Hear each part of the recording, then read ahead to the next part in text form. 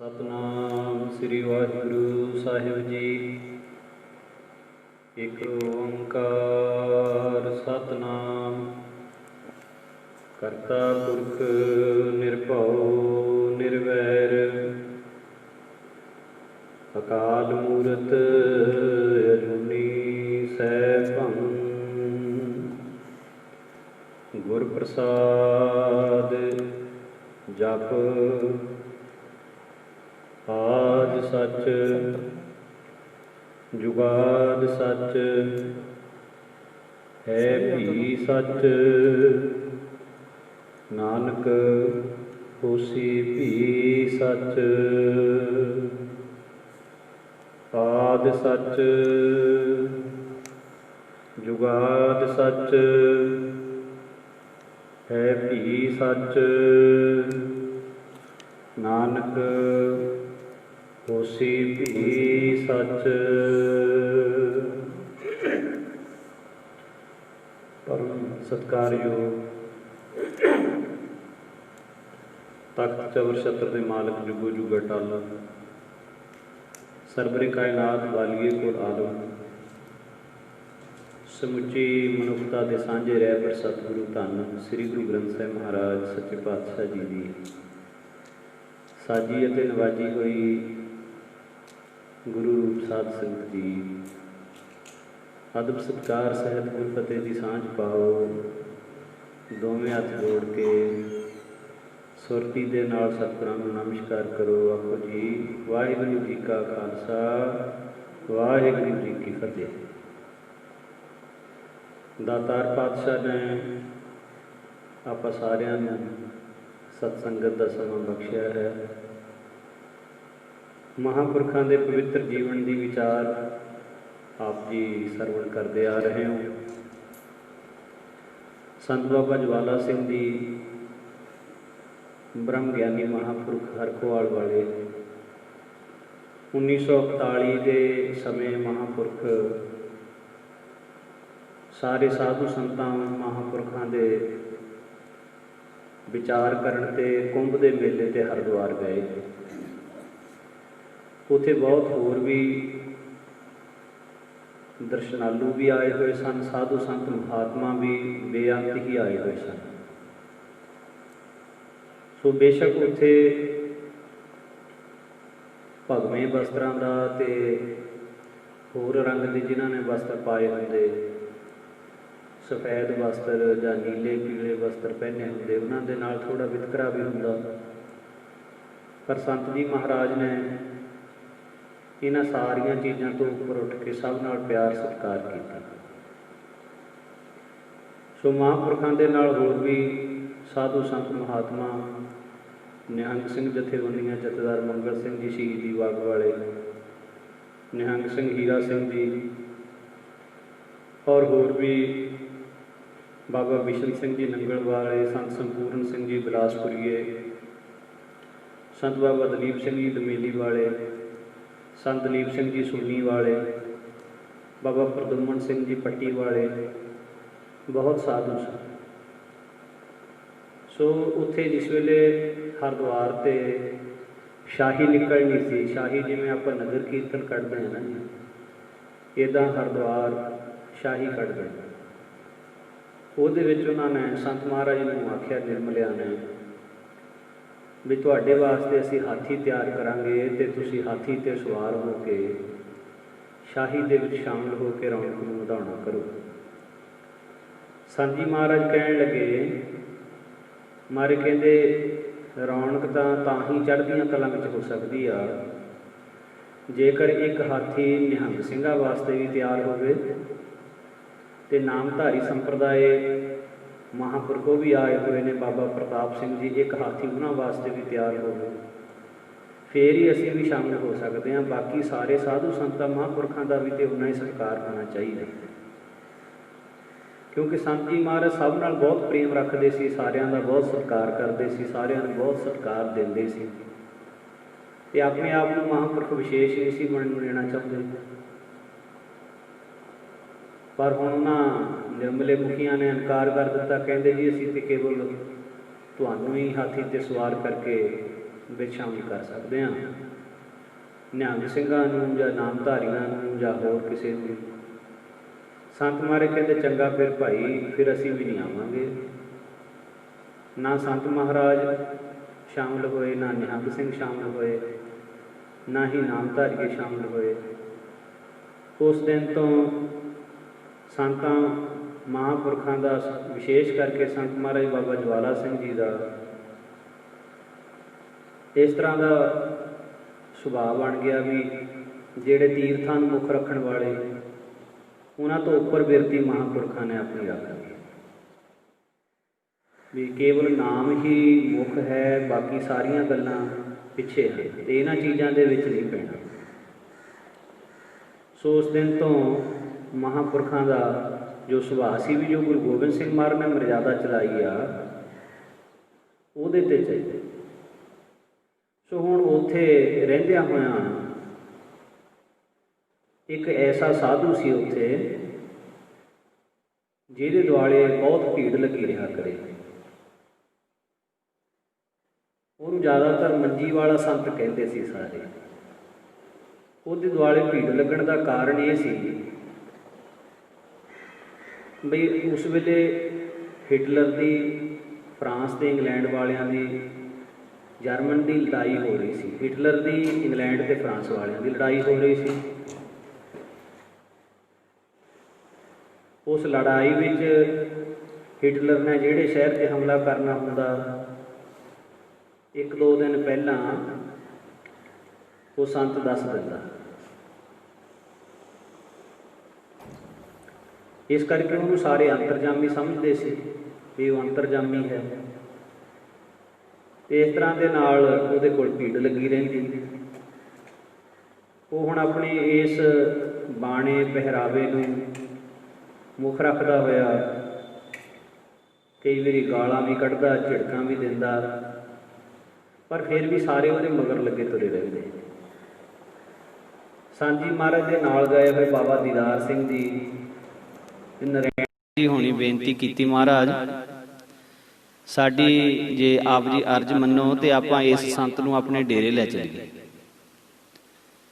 ਸੰਤ ਜੀ ਮਹਾਰਾਜ ਕਹਿੰਦੇ ਬਾਬਾ ਜੀ ਆਪਾਂ ਇਹਨਾਂ ਤੋਂ ਉੱਥੇ ਕੀ ਕਰਾਉਣਾ? ਕਹਿੰਦੇ ਮਹਾਰਾਜ ਸਾਡੀ ਤੀਬਰ ਇੱਛਾ ਹੈ। ਤੇ ਸੰਤ ਜੀ ਮਹਾਰਾਜ ਕਹਿੰਦੇ ਵੀ ਜੇ ਲੈ ਕੇ ਜਾਣਾ ਫਿਰ ਸੇਵਾਦਾਰ ਬਣ ਕੇ ਸੇਵਾ ਕਰਨੀ ਪਊ। ਬਾਬਾ ਜੀ ਕਹਿਣ ਲੱਗੇ, ਕਹਿੰਦੇ ਹਜ਼ੂਰ ਮੈਨੂੰ ਮਨਜ਼ੂਰ, ਮੈਂ ਸੇਵਾ ਕਰਾਂਗਾ। ਬਾਬਾ ਜੀ ਕਹਿੰਦੇ ਚੰਗਾ ਠੀਕ ਹੈ ਬਈ। ਸੰਤ ਜੀ ਮਹਾਰਾਜ ਕੁੰਭ ਦੇ ਮੇਲੇ ਤੋਂ ਵਾਪਸ ਡੇਰੇ ਆ ਗਏ। ਬਾਬਾ ਜੀ ਤੇ ਜਥੇਦਾਰ ਨਰੈਣ ਸਿੰਘ ਜੀ ਬਾਅਦ ਵਿੱਚ ਆਏ ਤੇ ਮੰਜੀ ਵਾਲੇ ਸੰਤ ਨੂੰ ਵੀ ਨਾਲ ਹੀ ਲੈ ਕੇ ਆਏ। ਹੁਣ ਮੰਜੀ ਵਾਲਾ ਸੰਤ ਜਿਹੜਾ ਸੀ, ਜਿਹਦੇ ਨਾਮ ਨੂੰ ਕੋਈ ਘੱਟ ਹੀ ਜਾਣਦਾ ਸੀ, ਸਾਰੇ ਉਹਨੂੰ ਮੰਜੀ ਵਾਲਾ ਸੰਤ ਹੀ ਕਹਿੰਦੇ ਸੀ। ਉਹ ਕਦੇ-ਕਦੇ ਬਾਬਾ ਦੀਦਾਰ ਸਿੰਘ ਦੇ ਨਾਲ ਗੱਲਾਂ ਬਾਤਾਂ ਕਰਦਾ ਤੇ ਲੜਾਈ ਦੇ ਬਾਬਤ ਦੱਸਦਾ ਵੀ ਹੁਣ ਏਦਾਂ ਲੜਾਈ ਹੋਣੀ ਹੈ, ਹੁਣ ਏਦਾਂ ਹੋਣੀ ਹੈ। ਹੌਲੀ ਹੌਲੀ ਫਿਰ ਲੜਾਈ ਦਾ ਰੰਗ ਬਦਲ ਗਿਆ। ਇੰਗਲੈਂਡ ਵੱਲੋਂ ਹਿਟਲਰ ਦਾ ਰੁਖ ਬਦਲ ਕੇ ਰੂਸ ਵੱਲ ਹੋ ਗਿਆ। ਹਿਟਲਰ ਫਿਰ ਹਾਰ ਖਾ ਗਿਆ, ਆਪ ਖੁਦਕੁਸ਼ੀ ਕਰਕੇ ਮਰ ਗਿਆ। ਜਰਮਨ ਦੇਸ਼ ਵਿੱਚ ਵੰਡੀਆਂ ਪੈ ਗਈਆਂ, ਮੁਲਕ ਦੋ ਫਾੜ ਹੋ ਗਿਆ। ਅੱਧੇ ਪਰ ਰੂਸ ਨੂੰ ਕਬਜ਼ਾ ਮਿਲ ਗਿਆ, ਅੱਧੇ ਪਰ ਇੰਗਲੈਂਡ ਤੇ ਅਮਰੀਕਾ ਨੇ ਕਬਜ਼ਾ ਕਰ ਲਿਆ। ਕੁਝ ਸਮੇਂ ਬਾਅਦ ਭਾਵੇਂ ਕਿ ਜਰਮਨ ਫਿਰ ਆਜ਼ਾਦ ਹੋ ਗਿਆ। ਸੋ ਇਹ ਮੰਜੀ ਵਾਲਾ ਸੰਤ ਸੀ ਜਿਹੜਾ, ਇਹ ਸੰਤਗੜ੍ਹ ਡੇਰੇ ਹੀ ਰਹਿਣ ਲੱਗ ਪਿਆ। ਬਲਕਿ ਬਾਬਾ ਜੀ ਹਮੇਸ਼ਾ ਹੀ ਸੰਤਾਂ ਦੇ ਨਾਲ ਰਹਿੰਦੇ, ਜਥੇਦਾਰ ਨਰੈਣ ਸਿੰਘ ਵੀ ਸੰਤਾਂ ਦੇ ਨਾਲ ਰਹਿੰਦਾ ਤੇ ਸੰਤ ਜੀ ਮਹਾਰਾਜ ਵੀ ਉਹਦਾ ਬੜਾ ਸਤਿਕਾਰ ਕਰਦੇ। ਜਿੱਥੇ ਵੀ ਸੰਤ ਜੀ ਮਹਾਰਾਜ ਨੇ ਜਾਣਾ ਉਹਨੂੰ ਨਾਲ ਲੈ ਕੇ ਜਾਣਾ। ਜਿਸ ਤਰ੍ਹਾਂ ਆਸਣ ਸੰਤ ਜੀ ਮਹਾਰਾਜ ਵਾਸਤੇ ਵਿਛਦਾ ਸੀ, ਉਸੇ ਤਰ੍ਹਾਂ ਮੰਜੀ ਵਾਲੇ ਸੰਤ ਵਾਸਤੇ ਵਿਛਦਾ ਸੀ। ਸੰਤ ਜੀ ਮਹਾਰਾਜ ਬੜਾ ਸਤਿਕਾਰ ਕਰਦੇ ਤੇ ਕਰਾਉਂਦੇ। ਹੁਣ ਵੇਖੋ ਜਿਹੜੇ ਬ੍ਰਹਮ ਨੇਸ਼ਟੀ ਮਹਾਂਪੁਰਖ ਹੁੰਦੇ ਨੇ, ਤਿਸ ਕੈ ਭਾਣੈ ਕੋਇ ਨਾ ਭੁੱਲਾ ਜਿਨ ਸਗਲੋ ਬ੍ਰਹਮ ਪ੍ਰਸ਼ਾਤਾ। ਹੁਣ ਉਹਦੀ ਕਰਤੂਤ ਅੰਦਰੋਂ ਕੀ ਸੀ ਉਹ ਗੱਲ ਕੁਛ ਹੋਰ ਹੈ, ਉਹ ਅੱਗੇ ਜਾ ਕੇ ਬਚਨ ਖੁੱਲ ਜਾਏਗਾ। ਪਰ ਉਹ ਮੰਜੀ ਨੂੰ ਹਮੇਸ਼ਾ ਨਾਲ ਹੀ ਰੱਖਦਾ ਹੁੰਦਾ ਸੀ। ਭਾਵੇਂ ਉਹਨੇ ਸੌਣਾ ਪਲੰਘ ਤੇ ਹੋਵੇ ਜਾਂ ਹੋਰ ਕਿਸੇ ਆਸਣ ਤੇ ਬੈਠਣਾ ਹੋਵੇ, ਪਰ ਉਹ ਮੰਜੀ ਦਾ ਵਸਾਹ ਨਹੀਂ ਸੀ ਖਾਂਦਾ, ਮੰਜੀ ਆਪਣੇ ਨਾਲ ਹੀ ਰੱਖਦਾ ਸੀ। ਤੇ ਬਾਬਾ ਜੀ ਜਦੋਂ ਵੀ ਨਾਲ ਜਾਂਦੇ ਤੇ ਉਹਨਾਂ ਨੂੰ ਮੰਜੀ ਚੱਕ ਕੇ ਲਿਜਾਣੀ ਪੈਂਦੀ। ਕਈ ਵਾਰੀ ਉਹਨੇ ਬਾਬਾ ਦੀਦਾਰ ਸਿੰਘ ਜੀ ਨੇ ਸੰਤ ਜੀ ਮਹਾਰਾਜ ਨੂੰ ਕਹਿਣਾ, ਮਹਾਰਾਜ ਇਹ ਸੌਂਦੇ ਤਾਂ ਪਲੰਘ ਤੇ ਆ, ਵਿਛਾਉਣਿਆਂ ਤੇ ਸੌਂਦੇ ਆ, ਤੇ ਫਿਰ ਮੰਜੀ ਦੀ ਕੀ ਲੋੜ ਆ? ਮੰਜੀ ਤਾਂ ਮੇਰਾ ਦਿਲ ਕਰਦਾ ਵੀ ਇਹਨੂੰ ਫੂਕ ਹੀ ਦੇਵਾਂ, ਮੈਨੂੰ ਚੱਕਣੀ ਪੈਂਦੀ ਹੈ। ਜਦੋਂ ਵੀ ਕਿਤੇ ਜਾਣਾ ਹੁੰਦਾ ਮੰਜੀ ਚੱਕ ਕੇ ਮੈਨੂੰ ਜਾਣਾ ਪੈਂਦਾ। ਤਾਂ ਸੰਤ ਜੀ ਮਹਾਰਾਜ ਨੇ ਹੱਸ ਕੇ ਗੱਲ ਟਾਲ ਦੇਣੀ, ਕਹਿਣਾ ਬਾਬਾ ਜੀ ਹਰਿਦੁਆਰ ਤੋਂ ਲੈ ਕੇ ਵੀ ਤੁਸੀਂ ਹੀ ਆਏ ਹੋ, ਤੁਸੀਂ ਲੈ ਕੇ ਆਏ ਹੋ, ਹੁਣ ਤੁਹਾਡੇ ਗੁਰਦੇਵ ਆ, ਤੁਸੀਂ ਇਹਨਾਂ ਦੀ ਹੁਣ ਸੰਭਾਲ ਕਰੋ। ਸਮਾਂ ਆਇਆ, ਸੰਤ ਜੀ ਮਹਾਰਾਜ ਇੱਕ ਵਾਰੀ ਬੀਕਾਨੇਰ ਇਲਾਕੇ ਵਿੱਚ ਗਏ, ਇਹਨੂੰ ਮੰਜੀ ਵਾਲੇ ਸੰਤ ਨੂੰ ਵੀ ਨਾਲ ਲੈ ਕੇ ਗਏ। ਹੁਣ ਜਿੱਥੇ ਵੀ ਜਾਂਦੇ ਮੰਜੀ ਚੱਕ ਕੇ ਲਿਜਾਣੀ ਪੈਂਦੀ। ਹੁਣ ਬਾਬਾ ਜੀ ਪੈਦਲ ਤੁਰਿਆ ਕਰਦੇ ਤੇ ਉਹ ਇਲਾਕਾ ਰੇਤਲਾ ਸੀ। ਸੰਤ ਜੀ ਮਹਾਰਾਜ ਤੇ ਇਹ ਮੰਜੀ ਵਾਲਾ ਸੰਤ, ਇਹਨਾਂ ਨੂੰ ਊਠਾਂ ਤੇ ਸਵਾਰੀ ਮਿਲੀ, ਬਾਬਾ ਜੀ ਨੂੰ ਤੁਰ ਕੇ ਜਾਣਾ ਪਿਆ। ਬਾਬਾ ਜੀ ਨੇ ਅਖੀਰ ਕੀ ਕੀਤਾ, ਇੱਕ ਥਾਂ ਤੰਗ ਆ ਕੇ ਉਸ ਮੰਜੀ ਨੂੰ ਅੱਗ ਲਾ ਦਿੱਤੀ, ਫੂਕ ਦਿੱਤਾ ਰੇਤੇ ਦੇ ਟਿੱਬੇ ਕੋਲ। ਔਰ ਇਸ ਤਰ੍ਹਾਂ ਨਾਲ ਹੁਣ ਜਦੋਂ ਵਾਪਸ ਆਏ, ਸੰਤ ਮਹਾਰਾਜ ਕਹਿਣ ਲੱਗੇ, ਬਾਬਾ ਜੀ ਮੰਜੀ ਕਿੱਥੇ ਹੈ ਬਈ? ਕਹਿੰਦੇ ਮਹਾਰਾਜ ਉਹ ਤਾਂ ਮੈਂ ਅੱਗ ਲਾ ਕੇ ਫੂਕ ਦਿੱਤੀ। ਕਹਿੰਦੇ ਚੰਗਾ, ਹੁਣ ਫਿਰ ਮੰਜੀ ਵਾਲੇ ਸੰਤ ਨੂੰ ਦੱਸ ਜਾ ਕੇ, ਫਿਰ ਪਤਾ ਲੱਗੂ। ਬਾਬਾ ਜੀ ਨੇ ਜਿਸ ਵੇਲੇ ਜਾ ਕੇ ਉਸ ਮੰਜੀ ਵਾਲੇ ਸੰਤ ਨੂੰ, ਉਹ ਪੁੱਛਦਾ ਮੰਜੀ ਕਿੱਥੇ ਹੈ? ਕਹਿੰਦਾ ਜੀ ਉਹ ਤਾਂ ਮੈਂ ਅੱਗ ਲਾ ਦਿੱਤੀ, ਸਾੜ ਦਿੱਤੀ ਮੰਜੀ। ਤੇ ਸੰਤ ਮਹਾਰਾਜ ਤਾਂ ਹੱਸੀ ਜਾ ਰਹੇ ਨੇ, ਤੇ ਉਹ ਜਿਹੜਾ ਮੰਜੀ ਵਾਲਾ ਸੰਤ ਸੀ ਉਹ ਬੇਹੋਸ਼ ਹੋਣ ਨੂੰ ਫਿਰੇ। ਕਹਿੰਦਾ ਤੂੰ ਇਹ ਚੰਗਾ ਨਹੀਂ ਕੀਤਾ, ਮੰਜੀ ਸਾੜ ਦਿੱਤੀ। ਹੁਣ ਉਹ ਸਾਰਾ ਵਚਨ ਖੋਲਿਆ ਵੀ ਗੱਲ ਕੀ, ਮੰਜੀ ਦੇ ਨਾਲ ਇਤਨਾ ਮੋਹ। ਸੰਤ ਜੀ ਮਹਾਰਾਜ ਕਹਿੰਦੇ, ਸੰਤ ਜੀ ਉਹਦੇ ਨਾਲੋਂ ਚੰਗੀਆਂ ਮੰਜੀਆਂ, ਚੰਗੇ ਬਿਸਤਰੇ, ਚੰਗੇ ਪਲੰਘ ਤੁਹਾਨੂੰ ਮਿਲ ਜਾਣਗੇ, ਤੇ ਉਸ ਮੰਜੀ ਦੇ ਨਾਲ ਇੰਨਾ ਮੋਹ। ਉਹ ਮੰਜੀ ਵਾਲਾ ਬਾਬਾ ਜੋ ਮਰਦਾ ਜਾ ਰਿਹਾ ਸੀ, ਕਹਿੰਦਾ ਜੀ ਮੈਂ ਕੀ ਦੱਸਾਂ, ਜਦ ਉਹ ਮੰਜੀ ਹੀ ਨਹੀਂ ਰਹੀ ਤਾਂ ਹੁਣ ਮੈਂ ਗੱਲ ਕੀ ਖੋਲਾਂ? ਤਾਂ ਸੰਤ ਮਹਾਰਾਜ ਕਹਿੰਦੇ ਗੱਲ ਤਾਂ ਦੱਸਣੀ ਪਊ। ਕਹਿੰਦਾ ਜੀ ਉਹਦੇ ਵਿੱਚ ਮੇਰੀ ਅੰਤਰਜਾਮਤਾ ਦਾ ਜੰਤਰ ਲੁਕਿਆ ਹੋਇਆ ਸੀ। ਜਿਹੜੀਆਂ ਮੈਂ ਜਰਮਨ ਦੀਆਂ ਗੱਲਾਂ ਦੱਸਦਾ ਸੀ ਨਾ, ਸੁਣ ਲੈਂਦਾ ਸੀ। ਕਹਿੰਦੇ ਉਹ ਕਿਹੜਾ ਜੰਤਰ ਸੀ? ਕਹਿੰਦਾ ਅਸਲ ਦੇ ਵਿੱਚ ਮੈਂ ਕੋਈ ਸੰਤ ਨਹੀਂ ਆ, ਮੈਂ ਤਾਂ ਜਰਮਨੀ ਦਾ ਏਜੰਟ ਸੀ। ਉਸ ਮੁਲਕ ਵੱਲੋਂ ਮੈਨੂੰ CID ਕਰਨ ਵਾਸਤੇ ਇੱਥੇ ਭੇਜਿਆ ਸੀ। 10,000 ਜਰਮਨ ਵੱਲੋਂ ਮੇਰੀ ਮਹੀਨੇ ਦੀ ਤਨਖਾਹ ਮਿੱਥੀ ਹੋਈ ਹੈ।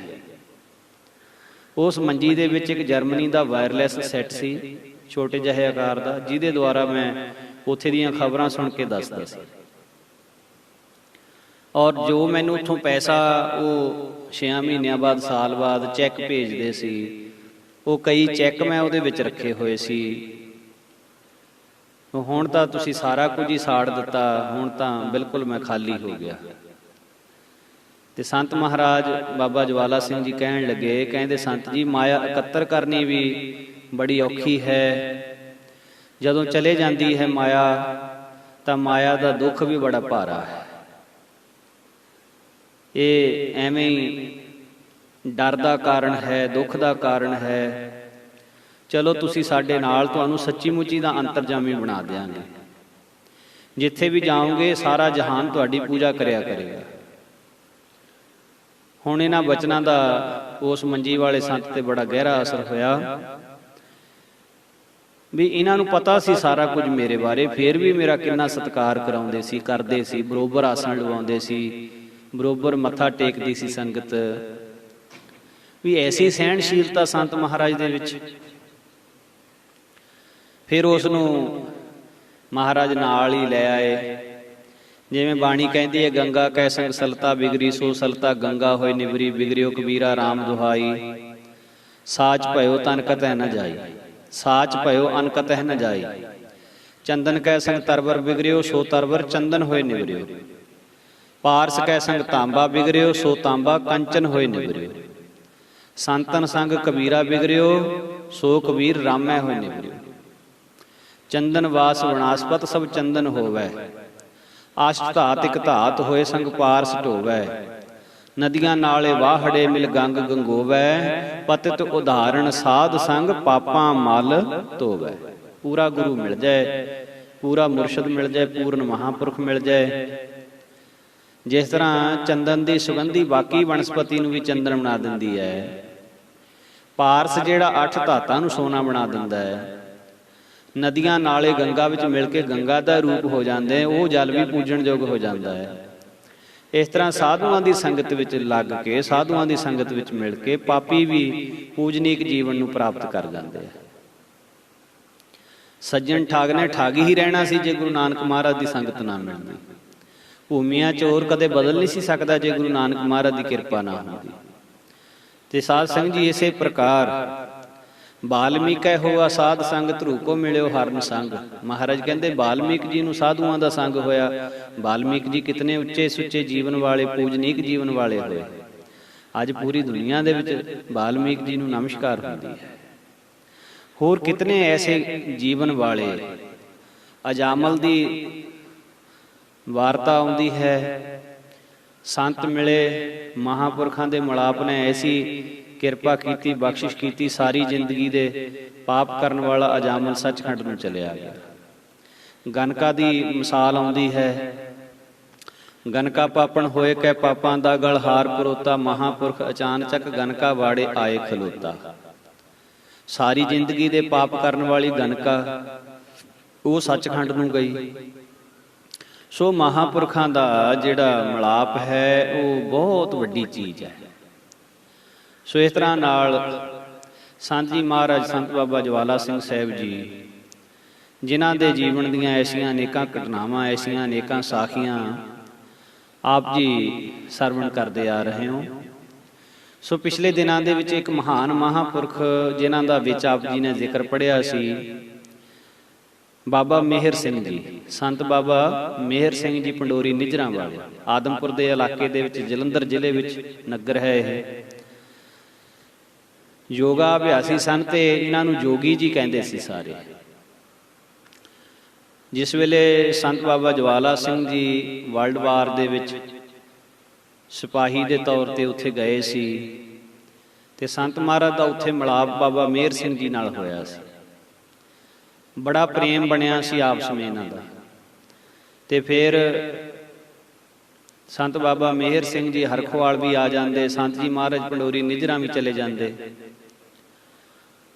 ਸੋ ਸਾਧ ਸੰਗਤ ਜੀ, ਉਹਨਾਂ ਦੇ ਜੀਵਨ ਦੀਆਂ ਵੀ ਬਹੁਤ ਸਾਰੀਆਂ ਘਟਨਾਵਾਂ, ਐਸੀਆਂ ਸਾਖੀਆਂ ਬੜੀਆਂ ਪ੍ਰਚਲਿਤ ਹਨ। ਇੱਕ ਵਾਰੀ ਸੰਤ ਬਾਬਾ ਮੇਹਰ ਸਿੰਘ ਜੀਆਂ ਦੇ ਕੋਲ ਕੋਈ ਡਾਕੂ ਆ ਗਏ। ਮਹਾਰਾਜ ਦਾ ਸਮਾਧੀ ਲਾ ਕੇ ਬੈਠੇ ਸੀ ਬਾਬਾ ਮੇਹਰ ਸਿੰਘ ਜੀ, 10ਵੇਂ ਦੁਆਰ ਸਵਾਸ ਉਹਨਾਂ ਦੇ ਟਿਕੇ ਹੋਏ ਸੀ। ਬਾਬਾ ਮੇਹਰ ਸਿੰਘ ਜੀ ਸਮਾਧੀ ਵਿੱਚ ਬੈਠੇ ਸੀ, ਡਾਕੂ ਆ ਗਏ। ਉਹਨਾਂ ਨੇ ਸੁਖਣਾ ਸੁੱਖ ਲਈ ਕਿ ਸਾਨੂੰ ਦਸਵੰਧ ਦੀ ਭੇਟਾ ਅਸੀਂ ਤੁਹਾਡੇ ਤੋਂ ਵਾਰ ਨਹੀਂ ਕਰਾਂਗੇ, ਕਿਤੇ ਚੰਗੇ ਥਾਂ ਹੱਥ ਪੈ ਜਾਏ ਸਾਡਾ। ਚੰਗੇ ਥਾਂ ਉਹਨਾਂ ਨੂੰ ਡਾਕਾ ਲੱਗ ਗਿਆ ਤੇ ਵਾਪਸ ਆ ਕੇ ਜਿਸ ਵੇਲੇ ਮਹਾਂਪੁਰਖਾਂ ਨੂੰ ਲੱਗੇ ਮਾਇਆ ਭੇਟ ਕਰਨ, ਕਹਿੰਦੇ ਇਹ ਕੀ ਹੈ ਬਈ? ਕਹਿੰਦੇ ਜੀ ਅਸੀਂ ਆਹ ਸੁਖਣਾ ਸੁੱਖ ਕੇ ਗਏ ਸੀ। ਮਹਾਂਪੁਰਖ ਕਹਿੰਦੇ ਨਾ ਭਾਈ, ਸਾਨੂੰ ਤਾਂ ਇਹਦੀ ਲੋੜ ਹੀ ਨਹੀਂ ਹੈ, ਅਸੀਂ ਇਹ ਕੀ ਕਰਨੀ ਹੈ? ਕਹਿੰਦੇ ਮਹਾਰਾਜ ਅਸੀਂ ਤਾਂ ਸੇਵਾ ਕਰਨੀ ਹੈ, ਅਸੀਂ ਕਿਵੇਂ ਕਰੀਏ, ਸਾਨੂੰ ਹੁਕਮ ਕਰੋ। ਤੋ ਉਹ ਕਹਿਣ ਲੱਗੇ, ਕਹਿੰਦੇ ਚੰਗਾ ਫਿਰ ਜੇ ਕੁਛ ਲੈ ਕੇ ਆਉਣਾ, ਭੇਟ ਕਰਨਾ ਹੈ, ਚੰਗਾ ਫਿਰ ਕਹਿੰਦੇ 5 ਰਤਨੀ ਲੈ ਕੇ ਆਓ। 5 ਰਤਨੀ ਕਹਿੰਦੇ ਵਿਸਕੀ ਦੀਆਂ 12 ਬੋਤਲਾਂ ਲੈ ਕੇ ਆਇਓ। ਡਾਕੂ ਕਹਿਣ ਲੱਗੇ ਜੀ ਇੱਕ ਬੋਤਲ ਪੀਣੀ ਔਖੀ ਹੈ, ਤੁਸੀਂ 12 ਬੋਤਲਾਂ ਪੀ ਲਓਗੇ? ਕਹਿੰਦੇ ਹਾਂ। ਜੇ ਸਾਨੂੰ ਖੁਸ਼ ਕਰਨਾ ਹੈ ਫਿਰ ਲੈ ਕੇ ਆਓ। ਡਾਕੂ ਚਲੇ ਗਏ, ਹੈਰਾਨ ਵੀ ਸਨ ਵੀ 12 ਬੋਤਲਾਂ, ਇਹ ਤਾਂ ਹੋ ਨਹੀਂ ਸਕਦਾ, 12 ਬੋਤਲਾਂ ਤਾਂ ਸਧਾਰਨ ਸ਼ਰਾਬ ਦੀਆਂ ਨਹੀਂ ਪੀਤੀਆਂ ਜਾ ਸਕਦੀਆਂ, ਤੇ ਵਿਸਕੀ ਤਾਂ ਬੜੀ ਔਖੀ ਗੱਲ ਹੈ। ਸੋ ਲੈ ਆਏ ਤੇ ਡੱਟ ਖੋਲ ਕੇ ਸੰਤਾਂ ਨੂੰ ਦੇਈ ਜਾਣ ਤੇ ਸੰਤ ਪੀ ਜਾਣ। ਮੂੰਹ ਲਾ ਕੇ ਸਾਰੀ ਬੋਤਲ ਖਾਲੀ ਕਰਕੇ ਮੂੰਹ ਤੋਂ ਹਟਾਉਣ। 12 ਦੀਆਂ 12 ਬੋਤਲਾਂ ਪੀ ਗਏ, ਪਰ ਰੱਤੀ ਮਾਤਰ ਵੀ ਉਹਨਾਂ ਨੂੰ ਨਸ਼ਾ ਨਹੀਂ ਹੋਇਆ। ਜਦ ਇਹ ਕੌਤਕ ਦੇਖਿਆ, ਉਹ ਬਹੁਤ ਹੈਰਾਨ ਹੋਏ ਡਾਕੂ। ਕਹਿੰਦੇ ਜੀ ਇਹ ਗੱਲ ਕੀ? ਤੇ ਹੁਣ ਜਿਸ ਅਵਸਥਾ ਦੇ ਵਿੱਚ ਮਹਾਂਪੁਰਖ ਵਿਚਰ ਰਹੇ ਸੀ ਸੰਤ ਬਾਬਾ ਮੇਹਰ ਸਿੰਘ ਜੀ, ਉਸ ਅਵਸਥਾ ਵਿੱਚ ਗਿਆ ਹੋਇਆਂ ਨੂੰ ਉਹਨਾਂ ਦੀ ਮਰਜ਼ੀ ਤੋਂ ਉਲਟ ਉਹਨਾਂ ਦਾ ਸਰੀਰ ਕੋਈ ਕਾਰਜ ਨਹੀਂ ਕਰ ਸਕਦਾ। ਤੋ ਉਹ ਸਾਰੇ ਸ਼ਰਧਾਲੂ ਬਣ ਗਏ। ਹੋਰ ਐਸੀਆਂ ਅਨੇਕਾਂ ਹੀ ਉਹਨਾਂ ਦੇ ਜੀਵਨ ਦੀਆਂ ਘਟਨਾਵਾਂ। ਤੇ ਉਹ ਜਦੋਂ ਇਹਨਾਂ ਗੱਲਾਂ ਦਾ ਸੰਤ ਜੀ ਮਹਾਰਾਜ ਨੂੰ ਪਤਾ ਲੱਗਦਾ, ਬਾਬਾ ਈਸ਼ਰ ਸਿੰਘ ਜੀ ਨੂੰ ਪਤਾ ਲੱਗਦਾ। ਬਾਬਾ ਮੇਹਰ ਸਿੰਘ ਜੀ ਦੀ ਉਮਰ ਤਕਰੀਬਨ 27 ਕੁ ਸਾਲ ਸੀ ਉਸ ਵੇਲੇ। ਤੇ ਬਾਬਾ ਈਸ਼ਰ ਸਿੰਘ ਜੀ ਮਹਾਰਾਜ ਹਰਖੋਵਾਲ ਵਾਲਿਆਂ ਨੇ ਇੱਕ ਵਾਰੀ ਸੰਤ ਮੇਹਰ ਸਿੰਘ ਜੀ ਨੂੰ ਕਹਿੰਦੇ ਸੰਤ ਜੀ, ਤੁਹਾਡੀ ਉਮਰ ਬਹੁਤ ਥੋੜੀ ਹੈ, ਤੁਸੀਂ ਹੁਣ ਤੋਂ ਹੀ ਕਰਾਮਾਤਾਂ ਦੁਨੀਆ ਨੂੰ ਦਿਖਾਲਣ ਲੱਗ ਪਏ, ਇਹ ਚੰਗੀ ਗੱਲ ਨਹੀਂ। ਇਹਦੇ ਨਾਲ ਤੁਹਾਡਾ ਦੁਨੀਆ ਦੇ ਵਿੱਚ ਨਾਮ ਬਹੁਤ ਹੋ ਜਾਏਗਾ, ਲੋਕੀ ਕਰਾਮਾਤਾਂ ਦੇਖਣ ਵਾਸਤੇ ਆਉਣਗੇ। ਤੇ ਗੁਰੂ ਜੀ ਨੇ ਕਿਹਾ ਵੀ ਜਿਹੜਾ ਆਪ ਦੇ ਮਾਣ ਤੇ ਵਡਿਆਈ ਖਾਤਰ ਕਰਾਮਾਤਾਂ ਦਿਖਾਲਣੀਆਂ ਨੇ, ਇਹ ਕਹਿਰ ਹੈ, ਇਹ ਹੰਕਾਰ ਵਧਾ ਦਿੰਦੀਆਂ ਨੇ। ਹੰਕਾਰ ਦੇ ਕਰਕੇ ਜੰਮਣਾ ਮਰਨਾ ਹੈ। ਹੇ ਜਨਮ ਮਰਨ ਮੂਲੰ ਅਹੰਕਾਰੰ ਪਾਪਾਤਮਾ। ਮਹਾਰਾਜ ਸਹਿਸਕ੍ਰਿਤੀ ਸ਼ਲੋਕਾਂ ਵਿੱਚ ਕਹਿੰਦੇ ਆ, ਕਹਿੰਦੇ ਜੰਮਣ ਤੇ ਮਰਨ ਦਾ ਮੂਲ ਜਿਹੜਾ ਕਾਰਨ ਹੈ ਉਹ ਹੰਕਾਰ ਹੈ। ਹਉ ਵਿੱਚ ਆਇਆ, ਹਉ ਵਿੱਚ ਗਿਆ, ਹਉ ਵਿੱਚ ਜੰਮਿਆ, ਹਉ ਵਿੱਚ ਮੂਆ। ਜਿਹਦਾ ਹੰਕਾਰ ਨਹੀਂ ਮਰਿਆ ਉਹਦਾ ਮੁਕਤੀ ਨਹੀਂ ਹੋ ਸਕਦੀ, ਉਹਨੂੰ ਜੰਮਣਾ ਮਰਨਾ ਪੈਣਾ। ਹੇ ਜਨਮ ਮਰਨ ਮੂਲੰ ਅਹੰਕਾਰੰ ਪਾਪਾਤਮਾ ਮਿਤਰੰ ਤਜੰਤ ਸਤਰੰ ਦ੍ਰਿੜੰਤ ਅਨਕ ਮਾਇਆ ਵਿਸਤੀਰਨ। ਆਵੰਤ ਜਾਵੰਤ ਥਕੰਤ ਜੀਆ ਦੁਖ ਸੁਖ ਬਹੁ ਭੋਗਣ ਹੈ। ਭਰਮ ਭਿਆਨ ਉਦਿਆਨ ਰਮਣੰ ਮਹਾ ਵਿਕਟ ਅਸਾਧ ਰੋਗਣ ਹੈ। ਵੈਦਿਅੰ ਪਾਰ ਬ੍ਰਹਮ ਪਰਮੇਸ਼ਰ ਆਰਾਧ ਨਾਨਕ ਹਰ ਹਰ ਹਰੇ। ਇਸ ਵਾਸਤੇ ਸੰਤ ਜੀ ਇਹ ਕਰਾਮਾਤਾਂ ਨਹੀਂ ਦਿਖਾਲਣੀਆਂ ਚਾਹੀਦੀਆਂ। ਹੁਣ ਸਾਡੀ ਬੇਨਤੀ ਮੰਨੋ ਵੀ ਜਾਂ ਤਾਂ ਗੁਪਤ ਹੋ ਜਾਓ, ਬਿਲਕੁਲ ਦੁਨੀਆ ਨੂੰ ਮਿਲੋ ਨਾ ਕਿਸੇ ਨੂੰ ਵੀ। ਕਰਾਮਾਤਾਂ ਦਾ ਸਹਿਜ ਸੁਭਾਅ ਤੁਹਾਤੋਂ ਦਿਖਾਲ ਹੋਈ ਜਾਣੀਆਂ। ਗੁਪਤ ਹੋ ਜਾਓ ਤੇ ਜਾਂ ਫਿਰ ਸਰੀਰ ਛੱਡ ਜਾਓ ਜੇ ਗੁਪਤ ਨਹੀਂ ਹੋ ਸਕਦੇ। ਬਾਬਾ ਈਸ਼ਰ ਸਿੰਘ ਜੀ ਦਾ ਇਹ ਬਚਨ ਸੁਣ ਕੇ ਸੰਤ ਮੇਹਰ ਸਿੰਘ ਜੀ ਸੰਤ ਮਹਾਰਾਜ ਨੂੰ, ਬਾਬਾ ਜਵਾਲਾ ਸਿੰਘ ਸਾਹਿਬ ਨੂੰ ਕਹਿਣ ਲੱਗੇ, ਕਹਿੰਦੇ ਕਿ ਕੱਲ ਨੂੰ ਲੰਗਰ ਦੇ ਵਿੱਚ ਹੋਤੀ ਮਰਦਾਨ ਵਾਲਾ ਖਾਣਾ ਬਣਾਇਓ। ਜਿਸ ਤਰ੍ਹਾਂ ਹੋਤੀ ਮਰਦਾਨ ਦਹੀਂ ਭੱਲੇ ਬਣਦੇ ਸੀ, ਚੌਲ ਬਣਦੇ ਸੀ, ਹੋਰ ਕਈ ਤਰ੍ਹਾਂ ਦੀਆਂ ਸਬਜ਼ੀਆਂ ਦਾਲਾਂ ਬਣਦੀਆਂ ਸੀ। ਕਹਿੰਦੇ ਏਦਾਂ ਹੋਤੀ ਮਰਦਾਨ ਵਾਲਾ ਲੰਗਰ ਸਜਾਇਓ ਕੱਲ ਨੂੰ, ਫਿਰ ਆਪਾਂ ਦੋਨੋਂ ਭਰਾ ਇਕੱਠੇ ਬੈਠ ਕੇ ਖਾਵਾਂਗੇ। ਉਪਰੰਤ ਫਿਰ ਬਾਬਾ ਜੀ ਦਾ ਬਚਨ ਮੰਨ ਲਵਾਂਗੇ ਜਿੱਦਾਂ ਇਹਨਾਂ ਨੇ ਕਿਹਾ ਹੈ। ਰਾਤ ਬਤੀਤ ਹੋਈ, ਸੰਤਾਂ ਦੇ ਹੁਕਮ ਦੇ ਨਾਲ ਫਿਰ ਲੰਗਰ ਵਾਲੇ ਸੇਵਾਦਾਰਾਂ ਨੇ ਸਾਰਾ ਕੁਝ ਉਸੇ ਤਰ੍ਹਾਂ ਤਿਆਰ ਕੀਤਾ। ਮਹਾਰਾਜ ਜੀਆਂ ਨੂੰ ਭੋਗ ਲਵਾ ਕੇ ਦੋਨੋਂ ਥਾਲ ਸੰਤ ਬਾਬਾ ਮੇਹਰ ਸਿੰਘ ਤੇ ਸੰਤ ਮਹਾਰਾਜ ਬਾਬਾ ਜਵਾਲਾ ਸਿੰਘ ਜੀ ਵਾਸਤੇ ਰੱਖਣੇ ਕੀਤੇ। ਦੋਨਾਂ ਗੁਰ ਭਾਈ ਮਹਾਂਪੁਰਸ਼ਾਂ ਨੇ ਆਪਣੀ ਰੁਚੀ ਅਨੁਸਾਰ ਭੋਜਨ ਛਕਿਆ, ਹੱਥ ਸੁੱਚੇ ਕੀਤੇ, ਚੋਲਾ ਪੜ੍ਹ ਕੇ ਅਰਦਾਸ ਕੀਤੀ। ਉਪਰੰਤ ਦੋਨੋਂ ਹੀ ਭਾਈ ਬਾਬਾ ਜਵਾਲਾ ਸਿੰਘ ਜੀ ਮਹਾਰਾਜ ਤੇ ਬਾਬਾ ਮੇਹਰ ਸਿੰਘ ਜੀ ਮਹਾਰਾਜ ਜੱਫੀ ਪਾ ਕੇ ਮਿਲੇ। ਇਸ ਤਰ੍ਹਾਂ ਮਿਲੇ ਵੀ ਜਿਵੇਂ ਅੱਜ ਤੋਂ ਬਾਅਦ ਫੇਰ ਕਦੇ ਅਸੀਂ ਮਿਲਣਾ ਨਹੀਂ, ਇੰਨੇ ਪ੍ਰੇਮ ਨਾਲ ਮਿਲੇ। ਬਾਬਾ ਈਸ਼ਰ ਸਿੰਘ ਜੀ ਨੂੰ ਜਾ ਕੇ ਨਮਸਕਾਰ ਕੀਤੀ ਔਰ ਬੇਨਤੀ ਕਰੀ, ਮਹਾਰਾਜ ਜੀ, ਬਾਬਾ ਜੀ, ਜੋ ਤੁਸੀਂ ਕੱਲ ਬਚਨ ਕੀਤਾ ਸੀ ਹੁਣ ਅਸੀਂ ਉਹ ਬਚਨ ਮੰਨਣਾ ਹੈ। ਬਾਬਾ ਜੀ ਦੀਆਂ ਖੁਸ਼ੀਆਂ ਲੈ ਕੇ ਸੰਤ ਬਾਬਾ ਮਿਹਰ ਸਿੰਘ ਜੀ ਆਪਣੇ ਨਗਰ ਪੰਡੋਰੀ ਨਿਜਰਾਂ ਜਾਣ ਲਈ ਤਿਆਰ ਹੋਏ ਤਾਂ ਸੰਤ ਮਹਾਰਾਜ ਬਾਬਾ ਜਵਾਲਾ ਸਿੰਘ ਜੀ ਕਹਿੰਦੇ ਅਸੀਂ ਤੁਹਾਨੂੰ ਛੱਡਣ ਜਾਂਦੇ ਹਾਂ। ਮੰਡੇਰਾਂ ਤੱਕ ਸੰਤ ਮਹਾਰਾਜ ਛੱਡਣ ਗਏ। ਉੱਥੇ ਬਾਬਾ ਕਾਹਨਦਾਸ ਜੀ ਮਹਾਰਾਜ ਉਹਨਾਂ ਨੂੰ ਜਾ ਕੇ ਨਮਸਕਾਰ ਕੀਤੀ। ਬਾਬਾ ਕਾਹਨਦਾਸ ਜੀ ਅੰਤਰਜਾਮੀ ਸੀਗੇ, ਹੱਸ ਕੇ ਕਹਿਣ ਲੱਗੇ, ਸੰਤ ਜੀ ਜੋਗੀ ਜੀ ਨੂੰ ਛੱਡਣ ਆਏ ਹੋ? ਸੰਤਾਂ ਨੇ ਕਿਹਾ, ਬਾਬਾ ਜੀ ਆਪ ਜੀ ਜਾਣੀ ਜਾਣ, ਤੁਹਾਨੂੰ ਪਤਾ ਹੀ ਹੈ। ਇੱਥੋਂ ਆਗਿਆ ਲੈ ਕੇ ਸੰਤ ਬਾਬਾ ਜਵਾਲਾ ਸਿੰਘ ਜੀ ਵਾਪਸ ਡੇਰੇ ਹਰਖੋਵਾਲ ਆ ਗਏ ਤੇ ਬਾਬਾ ਮਿਹਰ ਸਿੰਘ ਜੀ ਪੰਡੋਰੀ ਨਿਜਰਾਂ ਨੂੰ ਚਲੇ ਗਏ।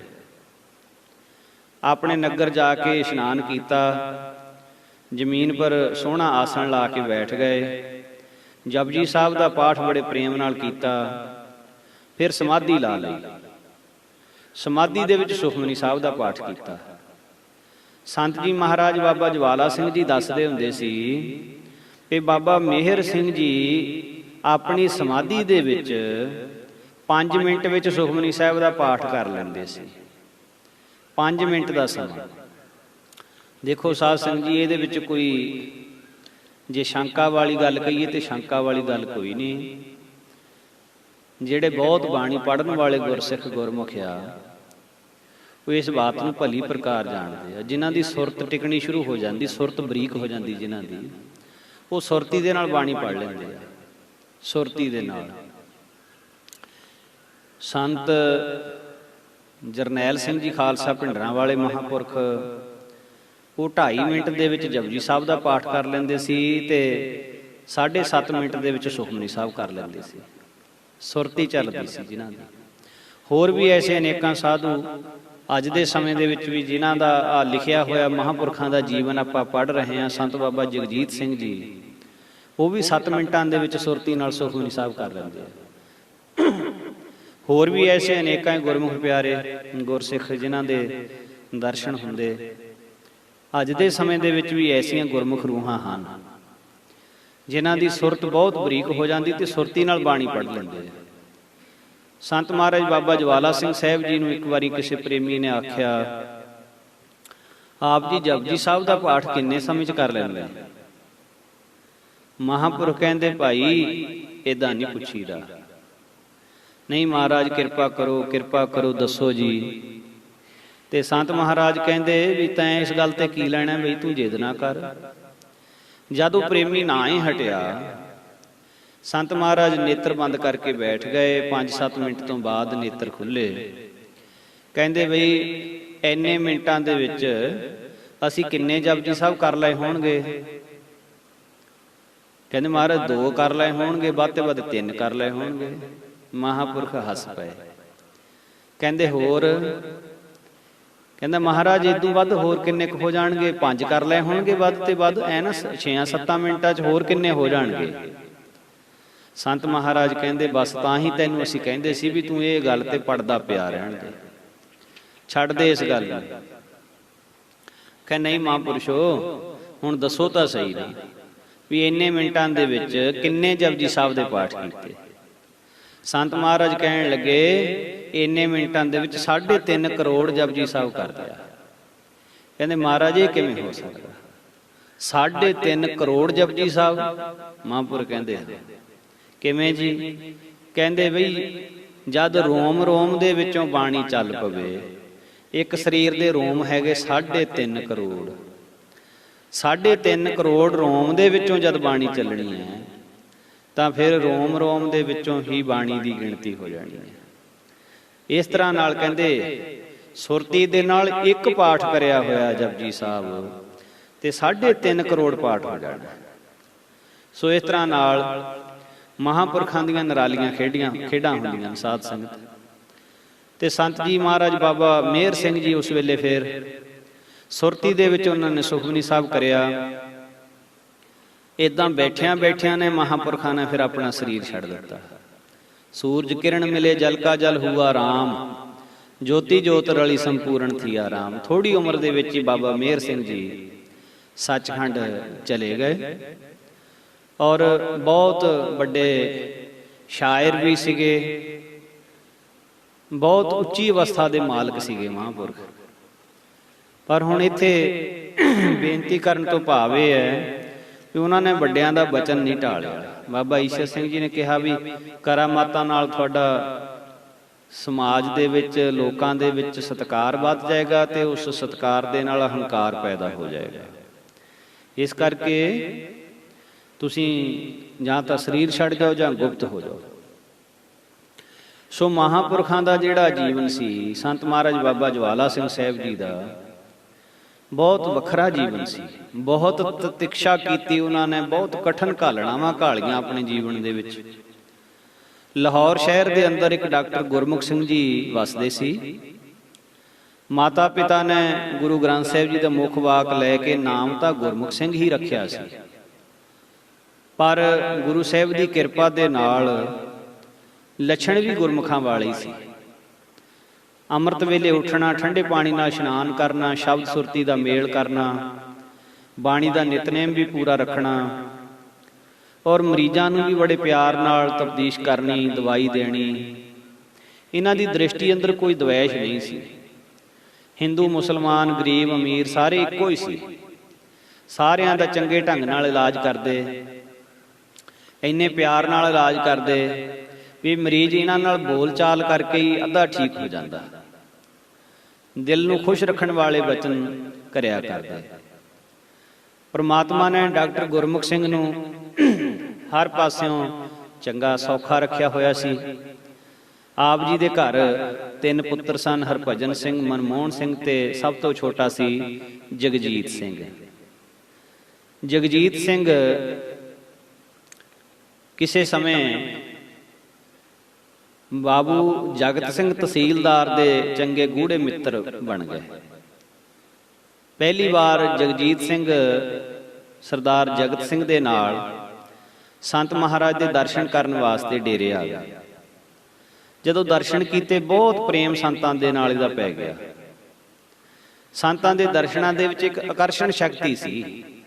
ਜੋ ਇੱਕ ਵਾਰੀ ਦਰਸ਼ਨ ਕਰ ਲੈਂਦਾ ਸੀ ਬਾਬਾ ਜਵਾਲਾ ਸਿੰਘ ਸਾਹਿਬ ਦੇ, ਦਰਸ਼ਨ ਕਰਕੇ ਛੱਡ ਕੇ ਜਾਣਾ ਉਹਦੇ ਲਈ ਔਖਾ ਹੋ ਜਾਂਦਾ ਸੀ। ਜੇ ਚਲਿਆ ਵੀ ਜਾਵੇ ਤਾਂ ਬਾਰ-ਬਾਰ ਮਨ ਦਰਸ਼ਨਾਂ ਲਈ ਤੜਫਦਾ ਰਹਿੰਦਾ ਸੀ ਵੀ ਹੁਣ ਕਦੋਂ ਜਾ ਕੇ ਦਰਸ਼ਨ ਕਰੀਏ। ਇਸੇ ਤਰ੍ਹਾਂ ਸਰਦਾਰ ਜਗਜੀਤ ਸਿੰਘ ਸੀ ਜੋ ਡਾਕਟਰ ਗੁਰਮੁਖ ਸਿੰਘ ਦਾ ਬੇਟਾ, ਦਰਸ਼ਨ ਕਰਕੇ ਚਲਿਆ ਗਿਆ। ਬੜੀ ਮੁਸ਼ਕਲ ਦੇ ਨਾਲ 15 ਦਿਨ ਲੰਘਾਏ। ਇਸ ਨੂੰ ਇਹ 15 ਦਿਨ ਏਦਾਂ ਲੱਗਣ ਵੀ ਜਿਵੇਂ ਯੁੱਗ ਬੀਤ ਗਿਆ ਹੁੰਦਾ। ਸ਼ਨੀਚਰਵਾਰ ਆਇਆ, ਕਾਲਜ ਤੋਂ ਹੀ ਗੱਡੀ ਡੇਰੇ ਆਉਣ ਵਾਸਤੇ ਚੜ੍ਹ ਬੈਠਾ। ਸੰਤਾਂ ਦੇ ਦਰਸ਼ਨਾਂ ਵਾਸਤੇ ਜਿਸ ਵੇਲੇ ਸੰਤਗੜ੍ਹ ਡੇਰੇ ਹਰਖਵਾਲ ਆਇਆ, ਨਮਸਕਾਰ ਕੀਤੀ। ਸੰਤਾਂ ਨੇ ਹੁਕਮ ਦਿੱਤਾ, ਭਾਈ ਉੱਠ ਕੇ ਜਲ ਪਾਣੀ ਛਕ। ਸੰਤਾਂ ਨੇ ਭੋਜਨ ਵਾਸਤੇ ਹੁਕਮ ਕੀਤਾ, ਫੇਰ ਹੀ ਇਹਨੇ ਭੋਜਨ ਛਕਿਆ। ਰਾਤ ਪਈ ਤਾਂ ਸਾਰੀ ਰਾਤ ਸੰਤਾਂ ਦੀ ਹਜ਼ੂਰੀ ਵਿੱਚ ਬੈਠ ਕੇ ਹੀ ਇਹਨੇ ਕੱਟੀ, ਸੁੱਤਾ ਨਾ। ਹੁਣ ਸੰਤਾਂ ਨੇ ਆਪਣੇ ਮਨ ਦੀ ਇਹ ਗੱਲ ਵਿਚਾਰੀ ਵੀ ਜੇ ਇਸ ਨੌਜਵਾਨ ਦੇ ਮਨ ਵਿੱਚ ਐਸੀ ਲਗਨ ਲੱਗੀ ਰਹੀ ਤਾਂ ਇਹ ਨੌਜਵਾਨ ਡਾਕਟਰੀ ਦੇ ਵਿੱਚ ਉੱਚ ਵਿੱਦਿਆ ਹਾਸਲ ਨਹੀਂ ਕਰ ਸਕਦਾ। ਸੰਤਾਂ ਨੇ ਸਵੇਰ ਵੇਲੇ ਜਲ ਪਾਣੀ ਛਕਿਆ ਤੇ ਇਸ ਨੌਜਵਾਨ ਨੂੰ ਵੀ ਛਕਾਇਆ। ਹੁਣ ਸੰਤ ਮਹਾਰਾਜ ਦਾ ਅੰਦਰ ਸੀ ਵੀ ਇਹਦੇ ਪਿਤਾ ਜੀ ਚੰਗੇ ਡਾਕਟਰ ਹਨ, ਜਿਹਦੇ ਕਰਕੇ ਸਮਾਜ ਨੂੰ ਬੜਾ ਲਾਭ ਹੋ ਰਿਹਾ ਹੈ, ਤੇ ਉਹਨਾਂ ਦਾ ਵੀ ਇਹ ਖਿਆਲ ਹੈ ਵੀ ਇਹ ਡਾਕਟਰ ਬਣੇ ਤੇ ਬਣਨਾ ਵੀ ਚਾਹੀਦਾ ਹੈ। ਪਰ ਜੇ ਇਸ ਤਰ੍ਹਾਂ ਇਹ ਸਾਡੇ ਕੋਲ ਹੀ ਰਿਹਾ ਤਾਂ ਫਿਰ ਇਹ ਪੜ੍ਹਾਈ ਨਹੀਂ ਕਰ ਸਕੇਗਾ। ਫਿਰ ਸੰਤ ਆਪਣੇ ਰੋਜ਼ ਦੇ ਨਿਯਮ ਅਨੁਸਾਰ ਬਾਹਰ ਨੂੰ ਟਹਿਲਣ ਤੁਰ ਪਏ। ਇਹ ਨੌਜਵਾਨ ਵੀ ਸੰਤਾਂ ਦੇ ਪਿੱਛੇ ਪਿੱਛੇ ਤੁਰ ਪਿਆ। ਸੰਤ ਉਸ ਸਮੇਂ ਇਕੱਲੇ ਹੀ ਬਾਹਰ ਵਿਚਰਨ ਵਾਸਤੇ ਜਾਂਦੇ ਹੁੰਦੇ ਸੀ। ਅੱਜ ਇਹ ਨੌਜਵਾਨ ਸੰਤਾਂ ਨਾਲ ਚੱਲ ਪਿਆ। ਸੰਤਾਂ ਨੇ 1-2 ਵਾਰੀ ਇਹਨੂੰ ਕਿਹਾ ਵੀ ਕਾਕਾ ਤੂੰ ਡੇਰੇ ਹੀ ਰਹਿ, ਸਾਡੇ ਨਾਲ ਤੇਰਾ ਜਾਣਾ ਔਖਾ ਹੈ, ਅਸੀਂ 2 ਘੰਟੇ ਬਾਅਦ ਆ ਜਾਣਾ। ਪਰ ਇਹ ਨਵਾਂ ਪ੍ਰੇਮੀ ਬਣਿਆ ਸੀ ਸੰਤਾਂ ਦਾ, ਕਹਿੰਦਾ ਮੈਂ ਤਾਂ ਮਹਾਰਾਜ ਨਾਲ ਹੀ ਜਾਣਾ। ਉਸ ਸਮੇਂ ਸੰਤ ਮਹਾਰਾਜ ਨੰਗੇ ਪੈਰੀ ਜਾਂਦੇ ਹੁੰਦੇ ਸੀ, ਭਾਵੇਂ ਸਰਦੀ ਹੋਵੇ ਭਾਵੇਂ ਗਰਮੀ ਹੋਵੇ। ਔਰ ਜੇਠ ਦਾ ਮਹੀਨਾ ਅਜੇ ਸ਼ੁਰੂ ਹੀ ਹੋਇਆ ਸੀ ਜਦੋਂ ਦੀ ਇਹ ਵਾਰਤਾ ਹੈ। ਸੰਤਾਂ ਦੀ ਆਦਤ ਇਹ ਸੀ ਵੀ ਸਿੱਧੇ ਜਾਣਾ, ਚਾਹੇ ਕੰਡੇ ਹੋਣ, ਚਾਹੇ ਕਿਸੇ ਦੀ ਖੇਤੀ ਬੀਜੀ ਹੋਈ ਹੋਵੇ, ਚਾਹੇ ਕਮਾਦ ਦੇ ਵਿੱਚ ਲੰਘਣਾ ਪੈ ਜੇ, ਸੰਤ ਮਹਾਰਾਜ ਸਿੱਧੇ ਜਾਂਦੇ ਸੀ ਜਿੰਨਾ ਵੀ ਜਾਣਾ ਸੀ ਇਸ ਵੇਲੇ। ਅੱਜ ਸੰਤ ਮਹਾਰਾਜ ਬਰਸਾਤੀ ਨਦੀ ਚੋ ਵੱਲ ਨੂੰ ਤੁਰ ਪਏ, ਬੜਾ ਸੰਘਣਾ ਜੰਗਲ ਔਰ ਭਖੜੇ ਆਦਿਕ ਦੇ ਕੰਡੇ ਸੀ ਉਧਰ। ਸੰਤ ਮਹਾਰਾਜ ਆਪਣੀ ਬੇਪਰਵਾਹੀ ਦੀ ਅਵਸਥਾ ਵਿੱਚ ਤੁਰੇ ਜਾ ਰਹੇ ਸੀ। ਉਸ ਅਵਸਥਾ ਦੇ ਵਿੱਚ ਕੰਡੇ ਚੁੱਭਣ ਦਾ ਕੋਈ ਪਤਾ ਨਹੀਂ ਲੱਗਦਾ। ਪਰ ਇਹ ਹੁਣ ਨਵਾਂ ਨੌਜਵਾਨ ਜਿਹੜਾ ਆਇਆ ਸੀ, ਇਹ ਅਮੀਰ ਘਰ ਦਾ ਬੱਚਾ, ਜਿਸ ਨੂੰ ਦੇਹ ਅਧਿਆਸ ਸੀ। ਕੰਡਾ ਲੱਗਣ ਤੇ ਬੜਾ ਭਾਰੀ ਦੁੱਖ ਲੱਗਦਾ ਸੀ ਇਸ ਨੂੰ। ਕਦੇ ਵੀ ਨੰਗੇ ਪੈਰੀ ਨਹੀਂ ਸੀ ਤੁਰਿਆ, ਸੰਤਾਂ ਦੇ ਨਾਲ ਹੁਣ ਇਹਨੂੰ ਨੰਗੇ ਪੈਰੀ ਤੁਰਨਾ ਪੈ ਗਿਆ। ਥੋੜਾ ਚਿਰ ਤਾਂ ਇਹ ਤੁਰਿਆ ਔਖਾ ਸੌਖਾ ਹੋ ਕੇ, ਥੋੜੀ ਦੂਰ ਜਾ ਕੇ ਸੰਤਾਂ ਦੇ ਸਨਮੁਖ ਹੱਥ ਜੋੜ ਕੇ ਖੜਾ ਹੋ ਗਿਆ, ਰੋਣ ਲੱਗਾ। ਕਹਿੰਦਾ ਮਹਾਰਾਜ ਇੰਨੀ ਕਠਿਨਾਈ ਮੈਂ ਤਾਂ ਨਹੀਂ ਸਹਾਰ ਸਕਦਾ। ਸੰਤ ਕਹਿੰਦੇ ਬੇਟਾ ਅਸੀਂ ਤਾਂ ਤੁਹਾਨੂੰ ਤੁਰਨ ਲੱਗਿਆਂ ਨੂੰ ਵਰਜਿਆ ਸੀ ਵੀ ਸਾਡੇ ਨਾਲ ਨਾ ਜਾ, ਸਾਡੇ ਨਾਲ ਨਾ ਤੁਰ, ਤੁਰਨਾ ਔਖਾ ਹੋਵੇਗਾ। ਤੈਂ ਹੀ ਹੱਠ ਕੀਤਾ ਸੀ ਵੀ ਜਾਣਾ ਹੈ, ਤੂੰ ਹਜੇ ਵੀ ਮੁੜ ਜਾ, ਅਸੀਂ 2-3 ਘੰਟੇ ਬਾਅਦ ਡੇਰੇ ਆ ਜਾਵਾਂਗੇ। ਹੁਣ ਜਗਜੀਤ ਸਿੰਘ ਨੌਜਵਾਨ ਇੱਥੋਂ ਵਾਪਸ ਡੇਰੇ ਆ ਗਿਆ। ਡੇਰੇ ਆ ਕੇ ਲੱਗਾ ਸੋਚਾਂ ਕਰਨ ਵੀ ਜੇ ਇਹਨੂੰ ਫਕੀਰੀ ਕਹਿੰਦੇ ਆ ਤਾਂ ਮੇਰੇ ਵਾਸਤੇ ਤਾਂ ਫਕੀਰ ਬਣਨਾ ਬਹੁਤ ਔਖਾ, ਇਹ ਦੁੱਖ ਮੈਂ ਤਾਂ ਝੱਲ ਨਹੀਂ ਸਕਦਾ।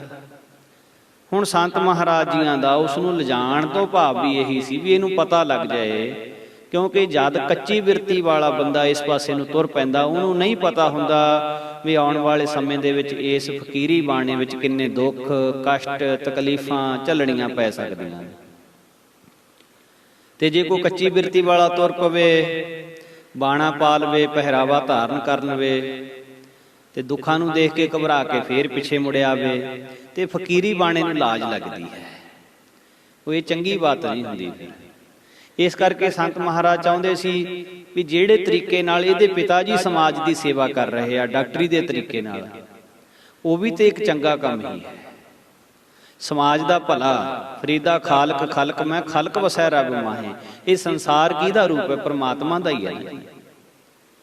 ਉਸ ਤਰ੍ਹਾਂ ਨਹੀਂ ਤੇ ਫਕੀਰ ਇਹ ਵੀ ਫਕੀਰ ਹੀ ਹੈ, ਇਹ ਵੀ ਇੱਕ ਤਰ੍ਹਾਂ ਦੇ ਨਾਲ ਸਮਾਜ ਦੀ ਸੇਵਾ। ਕੋਈ ਜਗਿਆਸੂ ਜਨ ਕਿਸੇ ਮਹਾਂਪੁਰਖਾਂ ਕੋਲ ਗਿਆ, ਕਹਿੰਦੇ ਕੀ ਇੱਛਾ? ਕਹਿੰਦੇ ਰੱਬ ਮਿਲਣਾ ਚਾਹੁੰਦਾ, ਰੱਬ ਨੂੰ ਮਿਲਣਾ ਚਾਹੁੰਦਾ। ਮਿਲਾ ਸਕਦੇ ਮਹਾਂਪੁਰਖ? ਕਹਿੰਦੇ ਤਾਂ ਗੱਲੇ ਬਹੁਤ ਛੋਟੀ ਜਿਹੀ। ਕਹਿੰਦੇ ਛੋਟੀ ਜਿਹੀ? ਮੈਂ ਤਾਂ ਬਹੁਤ ਸੰਤਾਂ ਕੋਲੇ ਗਿਆ, ਮੈਨੂੰ ਤਾਂ ਕਿਸੇ ਨੇ ਰੱਬ ਨਹੀਂ ਮਿਲਾਇਆ। ਕਹਿੰਦੇ ਤੂੰ ਪਹਿਲਾਂ ਸਾਡੇ ਕੋਲੇ ਆ ਜਾਂਦਾ, ਤੈਨੂੰ ਅੱਜ ਨੂੰ ਮਿਲਾ ਦੇਣਾ ਸੀ। ਕਹਿੰਦਾ ਹੁਣ ਆ ਗਿਆ, ਹੁਣ ਮਿਲਾ ਦਿਓ। ਕਹਿੰਦੇ ਠੀਕ। ਕਹਿੰਦੇ ਕਰੋ ਕਿਰਪਾ। ਕਹਿੰਦੇ ਚੰਗਾ ਇਉਂ ਕਰ, ਆ ਸਾਡੀ ਕੁਟੀਆ ਤੋਂ ਬਾਹਰ ਚਲਿਆ ਜਾ, ਸੱਜੇ ਪਾਸੇ ਮੋੜ ਮੁੜੀ, ਸਾਹਮਣੇ ਤੈਨੂੰ ਰੱਬ ਆਉਂਦਾ ਦੇਖ ਜਾਏਗਾ। ਕਹਿੰਦਾ ਇੰਨਾ ਸੌਖਾ ਕੰਮ, ਇੰਨੀ ਛੇਤੀ ਰੱਬ ਮਿਲ ਜੂ? ਕਹਿੰਦੇ ਹਾਂ, ਜਾ ਤਾਂ ਸਹੀ ਬਈ। ਜਦ ਗਿਆ, ਜਾ ਕੇ ਕੀ ਦੇਖਦਾ? ਇੱਕ ਮਜ਼ਦੂਰ ਸਾਰੀ ਦਿਹਾੜੀ ਇੱਟਾਂ ਢੋ ਕੇ ਮਿਹਨਤ ਕਰਕੇ ਮਿੱਟੀ ਦਾ ਲਿਬੜਿਆ ਤਿਬੜਿਆ ਤੁਰਿਆ ਆ ਰਿਹਾ। ਜਦੋਂ ਤੁਰਿਆ ਆ ਰਿਹਾ ਤਾਂ ਉਹਨੂੰ ਦੇਖ ਕੇ ਤੇ ਇਹ ਮੁੜ ਕੇ ਆ ਗਿਆ, ਬੜੇ ਗੁੱਸੇ ਦੇ ਵਿੱਚ ਭਰਿਆ ਹੋਇਆ। ਆ ਕੇ ਮਹਾਂਪੁਰਖਾਂ ਨੂੰ ਕਹਿੰਦਾ, ਸੰਤ ਜੀ ਜੇ ਤੁਸੀਂ ਰੱਬ ਨਹੀਂ ਦਿਖਾਲ ਸਕਦੇ ਸੀ ਤਾਂ ਮੈਨੂੰ ਮਖੌਲ ਕਰਨ ਦੀ ਕੀ ਲੋੜ ਸੀ? ਕਹਿੰਦੇ ਨਾ ਭਾਈ, ਅਸੀਂ ਤਾਂ ਤੈਨੂੰ ਮਖੌਲ ਨਹੀਂ ਕਰਿਆ। ਕਹਿੰਦਾ ਮੈਂ ਤੁਹਾਨੂੰ ਕਿਹਾ ਸੀ ਮੈਨੂੰ ਰੱਬ ਮਿਲਾਓ, ਰੱਬ ਦਿਖਾਓ, ਤੇ ਤੁਸੀਂ ਮੈਨੂੰ ਭੇਜ ਦਿੱਤਾ। ਉਹ ਤਾਂ ਇੱਕ ਸਧਾਰਨ ਮਜ਼ਦੂਰ ਦਿਹਾੜੀ ਕਰਕੇ ਆ ਰਿਹਾ ਸੀ, ਮਿੱਟੀ ਦਾ ਲਿਬੜਿਆ ਹੋਇਆ, ਉਹ ਰੱਬ ਸੀ? ਮਹਾਂਪੁਰਖ ਕਹਿੰਦੇ ਪ੍ਰੇਮੀਆਂ, ਜਿਹਨੂੰ ਖਲਕਤ ਵਿੱਚੋਂ ਖਾਲਕ ਨਾ ਦਿਸਿਆ, ਉਹਨੂੰ ਖਾਲਕ ਕਿਤਿਓਂ ਵੀ ਨਹੀਂ ਮਿਲ ਸਕਦਾ। ਜਿਹਨੂੰ ਰੱਬ ਦੀ ਬਣਾਈ ਦੁਨੀਆ ਦੇ ਵਿੱਚੋਂ ਰੱਬ ਨਹੀਂ ਦਿਸ ਰਿਹਾ, ਦੁਨੀਆ ਦੇ ਨਾਲ ਤਾਂ ਉਹ ਨਫ਼ਰਤ ਕਰ ਰਿਹਾ ਹੈ, ਸੰਸਾਰ ਦੇ ਲੋਕ ਤਾਂ ਉਹਨੂੰ ਮਾੜੇ ਲੱਗ ਰਹੇ ਹੈ, ਕਹਿੰਦੇ ਉਹ ਕਿਹੜੇ ਰੱਬ ਨੂੰ ਲੱਭ ਰਿਹਾ ਫਿਰ? ਇਸ ਕਰਕੇ ਸਭ ਤੋਂ ਪਹਿਲਾਂ ਇਹ ਬਿਰਤੀ ਲਿਆ, ਸਭ ਮੈਂ ਜੋਤ, ਜੋਤ ਹੈ ਸੋਏ, ਤਿਸ ਦਾ ਚਾਨਣ ਸਭ ਮੈਂ ਚਾਨਣ ਹੋਏ। ਸਾਡੀ ਕਿਉਂ ਨਹੀਂ ਅਵਸਥਾ ਬਣਦੀ? ਕਿਉਂਕਿ ਸਾਨੂੰ ਇਸ ਦੁਨੀਆ ਦੇ ਵਿੱਚ ਆਪਣੇ ਤੇ ਪਰਾਏ ਦਿਸ ਰਹੇ ਹਨ, ਸਾਨੂੰ ਮਿੱਤਰ ਤੇ ਦੁਸ਼ਮਣ ਦਿਸ ਰਹੇ ਹਨ। ਜਿੰਨਾ ਚਿਰ ਤੱਕ ਅੰਦਰ ਇਹ ਗੱਲ ਬਣੀ ਹੋਈ ਹੈ, ਆ ਮੇਰਾ ਹੈ, ਆ ਮੇਰਾ ਨਹੀਂ ਹੈ, ਆ ਮੇਰਾ ਮਿੱਤਰ ਹੈ, ਆ ਮੇਰਾ ਦੁਸ਼ਮਣ ਹੈ, ਇਹਦੇ ਨਾਲ ਮੇਰਾ ਪਿਆਰ ਹੈ, ਇਹਦੇ ਨਾਲ ਮੇਰੀ ਦੁਸ਼ਮਣੀ ਹੈ, ਉਨਾ ਚਿਰ ਤੱਕ ਪ੍ਰਮਾਤਮਾ ਦੀ ਨੇੜਤਾ ਕਿਵੇਂ ਹੋਵੇ। ਇਸ ਸੰਸਾਰ ਨੂੰ ਮਹਾਰਾਜ ਕਹਿੰਦੇ ਇਹ ਜਗਤ ਹਰ ਕਾ ਰੂਪ ਹੈ, ਹਰ ਰੂਪ ਨਦਰੀ ਆਇਆ। ਪੜ੍ਹਦੇ ਤਾਂ ਆਪਾਂ ਰੋਜ਼ ਆਨੰਦ ਸਾਹਿਬ ਦੇ ਜਗਤ ਹਰ ਕਾ ਰੂਪ ਹੈ, ਪਰ ਜਗਤ ਹਰ ਕਾ ਰੂਪ ਕਿਹਨਾਂ ਕਿਹਨਾਂ ਨੂੰ ਦਿਸਦਾ ਹੈ? ਸਾਰਿਆਂ ਪੜ੍ਹਨ ਵਾਲਿਆਂ ਨੂੰ ਤਾਂ ਨਹੀਂ ਦਿਸਦਾ ਜੀ। ਇਹ ਤਾਂ ਜਿਹਦੇ ਤਜਰਬੇ ਦੇ ਵਿੱਚ ਇਹ ਗੱਲ ਆ ਗਈ, ਤਜਰਬੇ ਦੇ ਨਾਲ ਜਿਹਨੇ ਇਸ ਗੱਲ ਨੂੰ ਸਮਝ ਲਿਆ ਵੀ ਸੱਚੀ ਮੁੱਚੀ ਇਹ ਜਗਤ ਹਰੀ ਦਾ ਹੀ ਰੂਪ ਹੈ, ਤਾਂ ਫਿਰ ਸਾਧ ਸੰਗਤ ਜੀ ਇਹ ਪੰਕਤੀਆਂ ਪੜ੍ਹੀਆਂ ਹੋਈਆਂ ਉਹਦੀਆਂ ਸਫਲ ਹਨ। ਸੋ ਸੰਤ ਮਹਾਰਾਜ ਚਾਹੁੰਦੇ ਸੀ ਵੀ ਇਹ ਜਿਸ ਪਰਿਵਾਰ ਦੇ ਵਿੱਚੋਂ ਬੱਚਾ ਆਇਆ ਹੈ ਉਹ ਪਰਿਵਾਰ ਬੜਾ ਨੇਕ ਹੈ, ਉਹ ਪਰਿਵਾਰ ਸਮਾਜ ਦੀ ਬੜੀ ਸੇਵਾ ਕਰਨ ਵਾਲਾ ਹੈ, ਤੇ ਇਸ ਕਰਕੇ ਇਸ ਲੜਕੇ ਨੂੰ ਵੀ ਇਸ ਪਾਸੇ ਨੂੰ ਤੁਰਨਾ ਚਾਹੀਦਾ। ਤੇ ਹੁਣ ਉਹਨੂੰ ਤਾਂ ਹੀ ਇਹ ਕੌਤਕ ਦਿਖਾਇਆ ਸੀ ਵੀ ਜੇ ਫਕੀਰ ਬਣਨਾ ਹੈ ਫਿਰ ਕਰਨੀ ਫਕੀਰੀ ਕਿਆ ਦਿਲਗੀਰੀ, ਬੋਲ ਕਬੋਲ ਵੀ ਸਹਿਣੇ, ਘਰ ਘਰ ਪੈਂਦੇ ਟੁੱਕੜ ਮੰਗਣੇ। ਇਸ ਤਰ੍ਹਾਂ ਦੇ ਨਾਲ ਫਕੀਰੀ ਕਰਨੀ ਫਕੀਰੀ ਕਿਆ ਦਿਲਗੀਰੀ, ਬੋਲ ਕਬੋਲ ਵੀ ਸਹਿਣਾ, ਘਰ ਘਰ ਪੈਂਦੇ ਟੁੱਕੜ ਮੰਗਣੇ, ਹਾਂਜੀ ਹਾਂਜੀ ਕਹਿਣਾ। ਇੱਥੇ ਜ਼ਰੂਰੀ ਨਹੀਂ ਇਸ ਬਾਣੇ ਦੇ ਵਿੱਚ, ਇਸ ਪਹਿਰਾਵੇ ਦੇ ਵਿੱਚ ਸਾਰੇ ਤੁਹਾਨੂੰ ਸਤਿਕਾਰ ਕਰਨ ਵਾਲੇ ਮਿਲਣਗੇ। ਸਾਧ ਸੰਗਤ ਜੀ ਇਹ ਭੁਲੇਖਾ ਹੈ, ਸਾਰੇ ਸਤਿਕਾਰ ਕਰਨ ਵਾਲੀਆਂ ਰੂਹਾਂ ਨਹੀਂ ਮਿਲਿਆ ਕਰਦੀਆਂ, ਨਰਾਦਰ ਕਰਨ ਵਾਲੇ ਵੀ ਮਿਲਦੇ ਆ, ਪਰ ਉੱਥੇ ਬਿਰਤੀ ਦੀ ਪਰਖ ਹੁੰਦੀ ਹੈ ਵੀ ਇਸ ਬਾਣੇ ਨੂੰ, ਇਸ ਪਹਿਰਾਵੇ ਨੂੰ ਧਾਰਨ ਕਰਨ ਵਾਲੇ ਦੇ ਅੰਦਰ ਕਿੰਨੀ ਕੁ ਠੰਡ ਹੈ। ਸਤਿਕਾਰ ਕਰਨ ਵਾਲਿਆਂ ਦੇ ਅੱਗੇ ਤੇ ਜੀ ਜੀ ਸਾਰੇ ਕਰ ਲੈਣਗੇ, ਨਰਾਦਰ ਕਰਨ ਵਾਲੇ ਨੂੰ ਵੀ ਉਸੇ ਨਿਗਾਹ ਨਾਲ ਦੇਖਣ ਵਾਲਾ ਹੀ ਅਸਲ ਫਕੀਰ ਹੈ। ਤੋ ਹੁਣ ਮਹਾਂਪੁਰਖ 3 ਘੰਟੇ ਤੋਂ ਬਾਅਦ ਜਦੋਂ ਵਾਪਸ ਆਏ ਤੇ ਨੌਜਵਾਨ ਜਗਜੀਤ ਸਿੰਘ ਇਹੀ ਸੋਚਾਂ ਸੋਚੀ ਗਿਆ ਬੈਠਾ, ਇਹਨੂੰ ਫਕੀਰੀ ਆਖਦੇ, ਮੇਰੇ ਲਈ ਕੰਮ ਬਹੁਤ ਔਖਾ, ਫਿਰ ਮੈਂ ਤਾਂ ਫਕੀਰ ਨਹੀਂ ਬਣ ਸਕਦਾ। ਸੰਤ ਮਹਾਰਾਜ ਜਦੋਂ ਆਏ, ਇਹਨੇ ਸੰਤਾਂ ਨੂੰ ਨਮਸਕਾਰ ਕੀਤੀ, ਸੰਤ ਇਹਦੇ ਵੱਲ ਦੇਖ ਕੇ ਹੱਸ ਪਏ। ਜਦੋਂ ਸੰਤ ਆਪਣੇ ਆਸਣ ਪਰ ਜਾ ਬੈਠੇ ਤਾਂ ਇਹ ਨੌਜਵਾਨ ਵੀ ਸੰਤਾਂ ਦੇ ਕੋਲ ਹੋ ਕੇ ਬਹਿ ਗਿਆ। ਫਿਰ ਸੰਤਾਂ ਨੇ ਬੜੇ ਧੀਰਜ ਨਾਲ ਇਸ ਨੌਜਵਾਨ ਨੂੰ ਸਮਝਾਇਆ, ਕਹਿੰਦੇ ਕਾਕਾ ਫਕੀਰੀ ਕਰਨੀ ਬਹੁਤ ਔਖੀ ਹੈ, ਕਿਉਂਕਿ ਤਿਤਿਕਸ਼ਾ ਸਹਾਰਨੀ ਇਹ ਫਕੀਰੀ ਦਾ ਮੁੱਖ ਅੰਗ ਹੈ, ਕਠਿਨ ਸਾਧਨ ਕਰਨੇ ਪੈਂਦੇ ਆ। ਤੇ ਉਹ ਕਹਿਣ ਲੱਗਾ, ਕਿਉਂ ਮਹਾਰਾਜ, ਤਿਤਿਕਸ਼ਾ ਇਹ ਕੀ ਚੀਜ਼ ਹੁੰਦੀ ਹੈ? ਮਹਾਰਾਜ ਕਹਿੰਦੇ ਤਿਤਿਕਸ਼ਾ ਕਹਿੰਦੇ ਧੁੱਪ ਛਾਂ, ਗਰਮੀ ਸਰਦੀ, ਦੁੱਖ ਸੁੱਖ, ਨਿੰਦਾ ਉਸਤਤ, ਇਹਨੂੰ ਇੱਕ ਸਮਬਿਰਤੀ ਦੇ ਵਿੱਚ ਰਹਿ ਕੇ ਸਹਾਰ ਲੈਣਾ। ਹਰਖ ਸ਼ੋਕ ਦਾ ਬਿਲਕੁਲ ਵੀ ਅੰਦਰ ਲੇਸ ਮਾਤਰ ਵੀ ਲੇਪ ਨਾ ਲੱਗਣ ਦੇਣਾ। ਆਏ ਦੀ ਖੁਸ਼ੀ ਨਹੀਂ, ਗਏ ਦਾ ਗਮ ਨਹੀਂ। ਦੁੱਖ ਆ ਗਿਆ ਸੁੱਖ ਆ ਗਿਆ, ਖੁਸ਼ੀ ਆ ਗਈ ਗਮੀ ਆ ਗਈ, ਇੱਕੋ ਜਿਹੀ ਬਿਰਤੀ ਰੱਖਣੀ। ਕੋਈ ਨਿੰਦਾ ਕਰੀ ਜਾਵੇ ਤਾਂ ਪਰਵਾਹ ਨਹੀਂ ਕਰਨੀ, ਕੋਈ ਵਡਿਆਈ ਕਰੀ ਜਾਵੇ ਤਾਂ ਪਰਵਾਹ ਨਹੀਂ ਕਰਨੀ। ਦੁੱਖ ਸੁੱਖ ਨੂੰ ਇੱਕ ਸਮਾਨ, ਜਿਵੇਂ ਗੁਰੂ ਅਰਜਨ ਦੇਵ ਜੀ ਮਹਾਰਾਜ ਨੇ ਤੱਤੀਆਂ ਤਵੀਆਂ ਤੇ ਬੈਠ ਕੇ, ਤੱਤੀ ਰੇਤ ਸੀਸ ਤੇ ਪਵਾ ਕੇ, ਉਬਲਦੀ ਦੇਗ ਵਿੱਚ ਬੈਠ ਕੇ, ਸੁਪਨੇ ਮਾਤਰ ਬਿਰਤੀ ਦੇ ਵਿੱਚ ਵੀ ਦੁੱਖ ਨੂੰ ਮਹਿਸੂਸ ਨਹੀਂ ਕਰਿਆ, ਤੇ ਚੰਦੂ ਜਾਂ ਹੋਰ ਕਿਸੇ ਦੇ ਪ੍ਰਤੀ ਕੋਈ ਮੁਖ ਤੋਂ ਮਾੜਾ ਲਫ਼ਜ਼ ਵੀ ਨਹੀਂ ਬੋਲਿਆ। ਸਾਈਂ ਮੀਆਂ ਮੀਰ ਵਰਗੇ ਫਕੀਰ ਸਤਿਗੁਰੂ ਮਹਾਰਾਜ ਜੀਆਂ ਦਾ ਇਹ ਐਡਾ ਵੱਡਾ ਦੁੱਖ ਦੇਖ ਕੇ ਧੀਰਜ ਛੱਡ ਗਏ ਸੀ, ਤੇ ਤਾਹਾਂ ਮਾਰ ਕੇ ਕਹਿੰਦੇ ਸੀ, ਇਹ ਗੁਰੂ ਅਰਜਨ ਦੇਵ ਮਹਾਰਾਜ ਇਹ ਕੀ ਭਾਣਾ ਵਰਤਾਇਆ ਹੈ। ਚਾਰੋਂ ਤਰਫ ਅੱਗ ਵਰਸੇ, ਸੇਕ ਸੀ ਤਨ ਸਾੜਦਾ, ਛਾਲੇ ਛਾਲੇ ਹੋ ਗਿਆ ਸੀ ਜੁੱਸਾ ਸੱਚੀ ਸਰਕਾਰ ਦਾ। ਸਾਈਂ ਮੀਆਂ ਮੀਰ ਡਿਠਾ ਹਾਲ ਆ ਜਦ ਯਾਰ ਦਾ, ਉਹ ਹੋ ਵਿਆਕੁਲ ਰੋ ਪਿਆ ਤੇ ਚੀਖੇ ਤਾਹਾਂ ਮਾਰਦਾ। ਸੁਣ ਕਿਹਾ ਸਤਿਗੁਰ ਨੇ ਮੀਆਂ ਛੋਡੋ ਪ੍ਰੀਤੀ ਚਾਮ ਸੇ, ਕਿਆ ਹੁਆ ਤਨ ਤਪ ਰਹਾ ਹੈ, ਹਮ ਸ਼ਾਂਤ ਹੈ ਹਰਿ ਨਾਮ ਸੇ। ਮਹਾਰਾਜ ਕਹਿੰਦੇ, ਸਾਈਂ ਜੀ ਸਾਡੇ ਅੰਦਰ ਤਾਂ ਨਾਮ ਦੀ ਠੰਡ ਵਰਤੀ ਹੋਈ ਹੈ, ਛੱਡੋ ਇਸ ਚੰਮ ਦੇ ਨਾਲ ਪ੍ਰੀਤ। ਕਿਉਂ ਇਸ ਚੰਮ ਨੂੰ ਸੜਦਾ ਹੋਇਆ ਦੇਖ ਕੇ ਦੁਖੀ ਹੋ ਰਹੇ ਹੋ? ਅਸੀਂ ਤਾਂ ਇਹ ਤੋਂ ਗਾਹਾਂ ਬੈਠੇ ਹਾਂ। साडी बिरती तो इतो गहां दी है। छोड़ो प्रीति चाम से, क्या हुआ तन तप रहा है, हम शांत है हरि नाम से। काका ये तितिक्षा दे लक्षण हन।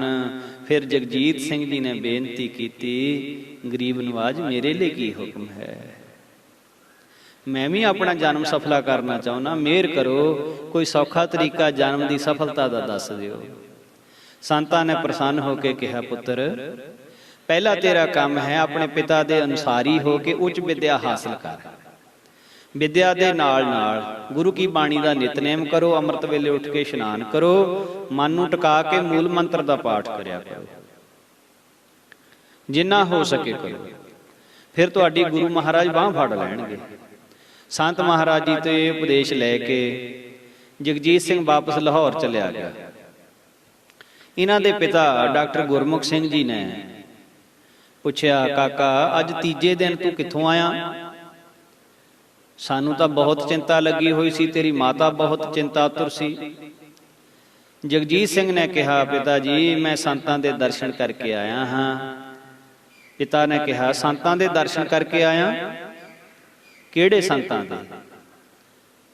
जगजीत सिंह कहण लगा, जी जिला हुशियारपुर दे विच हरखोवालिए संत हन, उन्हां दे दर्शन करके आया।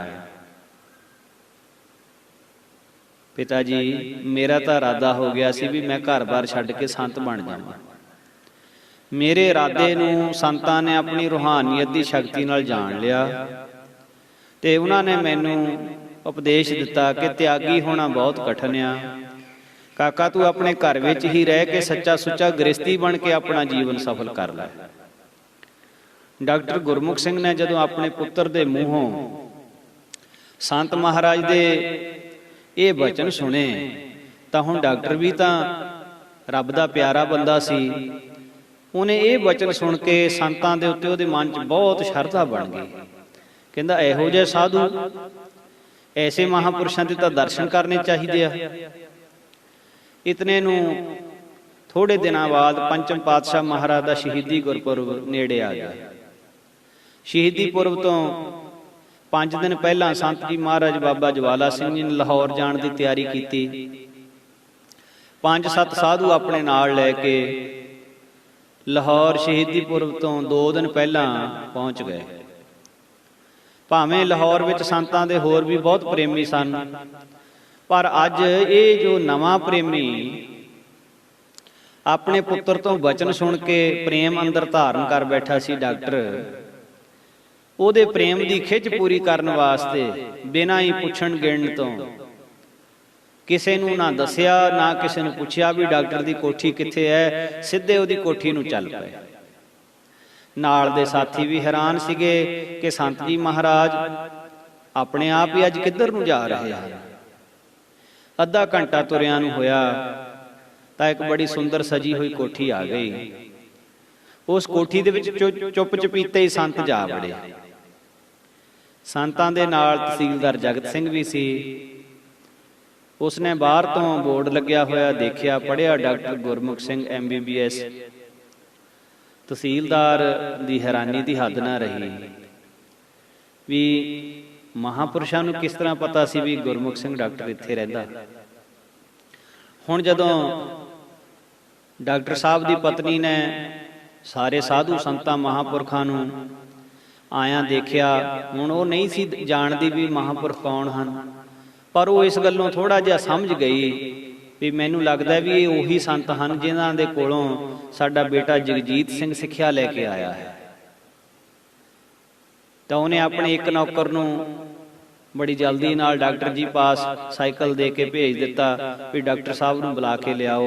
महापुरुषां लई आसन विछाया, सारे सेवादारां नूं बैठण वास्ते आसन दिते, महापुरुषां वास्ते जल तैयार करिया। ठंडा मिठा जल, गर्मी का मौसम सी, महापुरुषां नूं ते बाकी सेवादारां नूं छकाया। हुण डॉक्टर गुरमुख सिंह एकदम सुनेहा मिलण तो महापुरखां दे दर्शन करन वास्ते आ गया। जदों संत जी महाराज नूं नमस्कार करके हाथ जोड़ के डॉक्टर बैठ गया, संत महाराज आप अपनी रसना तो आखण लगे, सरदार गुरमुख सिंह जी ਰਾਜੀ ਖੁਸ਼ੀ ਹੋ? ਆਨੰਦ ਹੈ ਬਣਿਆ ਹੋਇਆ? ਡਾਕਟਰ ਜੀ ਬੜੇ ਹੈਰਾਨ ਹੋਏ ਵੀ ਸੰਤ ਜੀ ਅੱਗੇ ਤਾਂ ਮੈਨੂੰ ਕਦੇ ਮਿਲੇ ਨਹੀਂ, ਨਾ ਕਦੇ ਕੋਠੀ ਆਏ ਆ, ਅੱਜ ਪਹਿਲਾ ਦਿਨ ਆ ਜਦੋਂ ਆਪਣੇ ਆਪ ਹੀ ਕੋਠੀ ਵਿੱਚ ਆ ਗਏ ਤਾਂ ਮੇਰਾ ਨਾਂ ਐਵੇਂ ਲੈ ਰਹੇ ਆ ਜਿਵੇਂ ਪਹਿਲਾਂ ਦੇ ਜਾਣੂ ਹੋਣ। ਡਾਕਟਰ ਜੀ ਨੇ ਆਪਣੇ ਮਨ ਵਿੱਚ ਪੱਕਾ ਨਿਹਚਾ ਕਰ ਲਿਆ ਕਿ ਸੰਤ ਮਹਾਰਾਜ ਅੰਤਰਜਾਮੀ ਹਨ। ਡਾਕਟਰ ਤਾਂ ਉਸ ਦਿਨ ਤੋਂ ਬਾਅਦ ਮਹਾਂਪੁਰਸ਼ਾਂ ਦਾ ਐਸਾ ਪ੍ਰੇਮੀ ਬਣਿਆ ਬਈ ਮੁੱਲ ਖਰੀਦੀ ਗੋਲਾ ਬਣ ਗਿਆ। ਇਹਨਾਂ ਨੂੰ ਕਾਕਾ ਜਗਜੀਤ ਸਿੰਘ ਵੀ ਆ ਗਿਆ, ਡਾਕਟਰ ਜੀ ਦਾ ਦੂਸਰਾ ਪੁੱਤਰ ਵੀ ਆ ਗਿਆ। ਜਗਜੀਤ ਸਿੰਘ ਦੀ ਤਾਂ ਖੁਸ਼ੀ ਦੀ ਹੱਦ ਨਾ ਰਹੀ। ਸਾਰੇ ਘਰ ਦੇ ਬੰਦੇ ਇਹਨਾਂ ਗੱਲਾਂ ਵਿੱਚ ਹੀ ਰਚੇ ਹੋਏ ਸਨ ਕਿ ਸੰਤ ਮਹਾਰਾਜ ਅੰਤਰਜਾਮੀ ਸ਼ਾਂਤ ਸਰੂਪ ਹਨ, ਗੁਰੂ ਨਾਨਕ ਮਹਾਰਾਜ ਦਾ ਹੀ ਰੂਪ ਹਨ। ਜਦੋਂ ਦੇ ਮਹਾਰਾਜ ਦੇ ਚਰਨ ਕੋਠੀ ਵਿੱਚ ਪਏ ਹਨ, ਕੋਠੀ ਮਾਨੋ ਸੱਚਖੰਡ ਬਣ ਗਈ ਹੈ, ਭਗਤੀ ਦੀ ਮਹਿਕ ਆ ਰਹੀ ਹੈ। ਡਾਕਟਰ ਜੀ ਦੀ ਜੋ ਪਤਨੀ ਜਗਜੀਤ ਸਿੰਘ ਦੀ ਮਾਤਾ ਆਪਣੇ ਪੁੱਤਰ ਦਾ ਮੱਥਾ ਚੁੰਮਦੀ ਹੈ, ਪੁੱਤਰਾ ਤੇਰੇ ਕਰਕੇ ਸਾਨੂੰ ਐਸੇ ਸਾਧੂਆਂ ਦੇ ਦਰਸ਼ਨ ਹੋਏ ਹਨ। ਬ੍ਰਹਮ ਗਿਆਨੀ ਸ਼ਾਂਤ ਸਰੂਪ ਮਹਾਂਪੁਰਸ਼ ਇਸ ਤਰ੍ਹਾਂ ਕਾਹਨੂੰ ਕਿਸੇ ਦੇ ਘਰ ਆਉਂਦੇ ਹਨ? ਇਹ ਤਾਂ ਸੰਤ ਜੀ ਮਹਾਰਾਜ ਨੇ ਬਹੁਤ ਸਾਡੇ ਤੇ ਤਰਸ ਕੀਤਾ ਹੈ ਜੋ ਤੇਰੇ ਕਰਕੇ ਇਸ ਜਗ੍ਹਾ ਨੂੰ ਭਾਗ ਲਾਏ ਹਨ। ਉਸ ਵੇਲੇ ਡਾਕਟਰ ਜੀਆਂ ਨੇ ਕੁਛ ਅੰਤਰ ਆਤਮੇ ਦੇ ਸਵਾਲ ਮਹਾਂਪੁਰਸ਼ਾਂ ਦੇ ਅੱਗੇ ਰੱਖੇ ਔਰ ਉਹਨਾਂ ਦੇ ਨਿਵਰਤੀ ਦੇ ਬਚਨ ਸੰਤ ਜੀ ਮਹਾਰਾਜ ਨੇ ਡਾਕਟਰ ਸਾਹਿਬ ਨੂੰ ਸਾਰੇ ਸਮਝਾਉਣੇ ਕੀਤੇ। ਡਾਕਟਰ ਗੁਰਮੁਖ ਸਿੰਘ ਤੇ ਬਾਕੀ ਸਾਰਾ ਪਰਿਵਾਰ, ਵਿਸ਼ੇਸ਼ ਕਰਕੇ ਜਗਜੀਤ ਸਿੰਘ, ਮਹਾਂਪੁਰਖਾਂ ਦੇ ਪੱਕੇ ਸ਼ਰਧਾਲੂ ਤੇ ਪੱਕੇ ਪ੍ਰੇਮੀ ਬਣ ਗਏ। ਇਸ ਤਰ੍ਹਾਂ ਨਾਲ ਸਾਰੇ ਪਰਿਵਾਰ ਦਾ ਮਹਾਂਪੁਰਖਾਂ ਨੇ ਭਲਾ ਕੀਤਾ।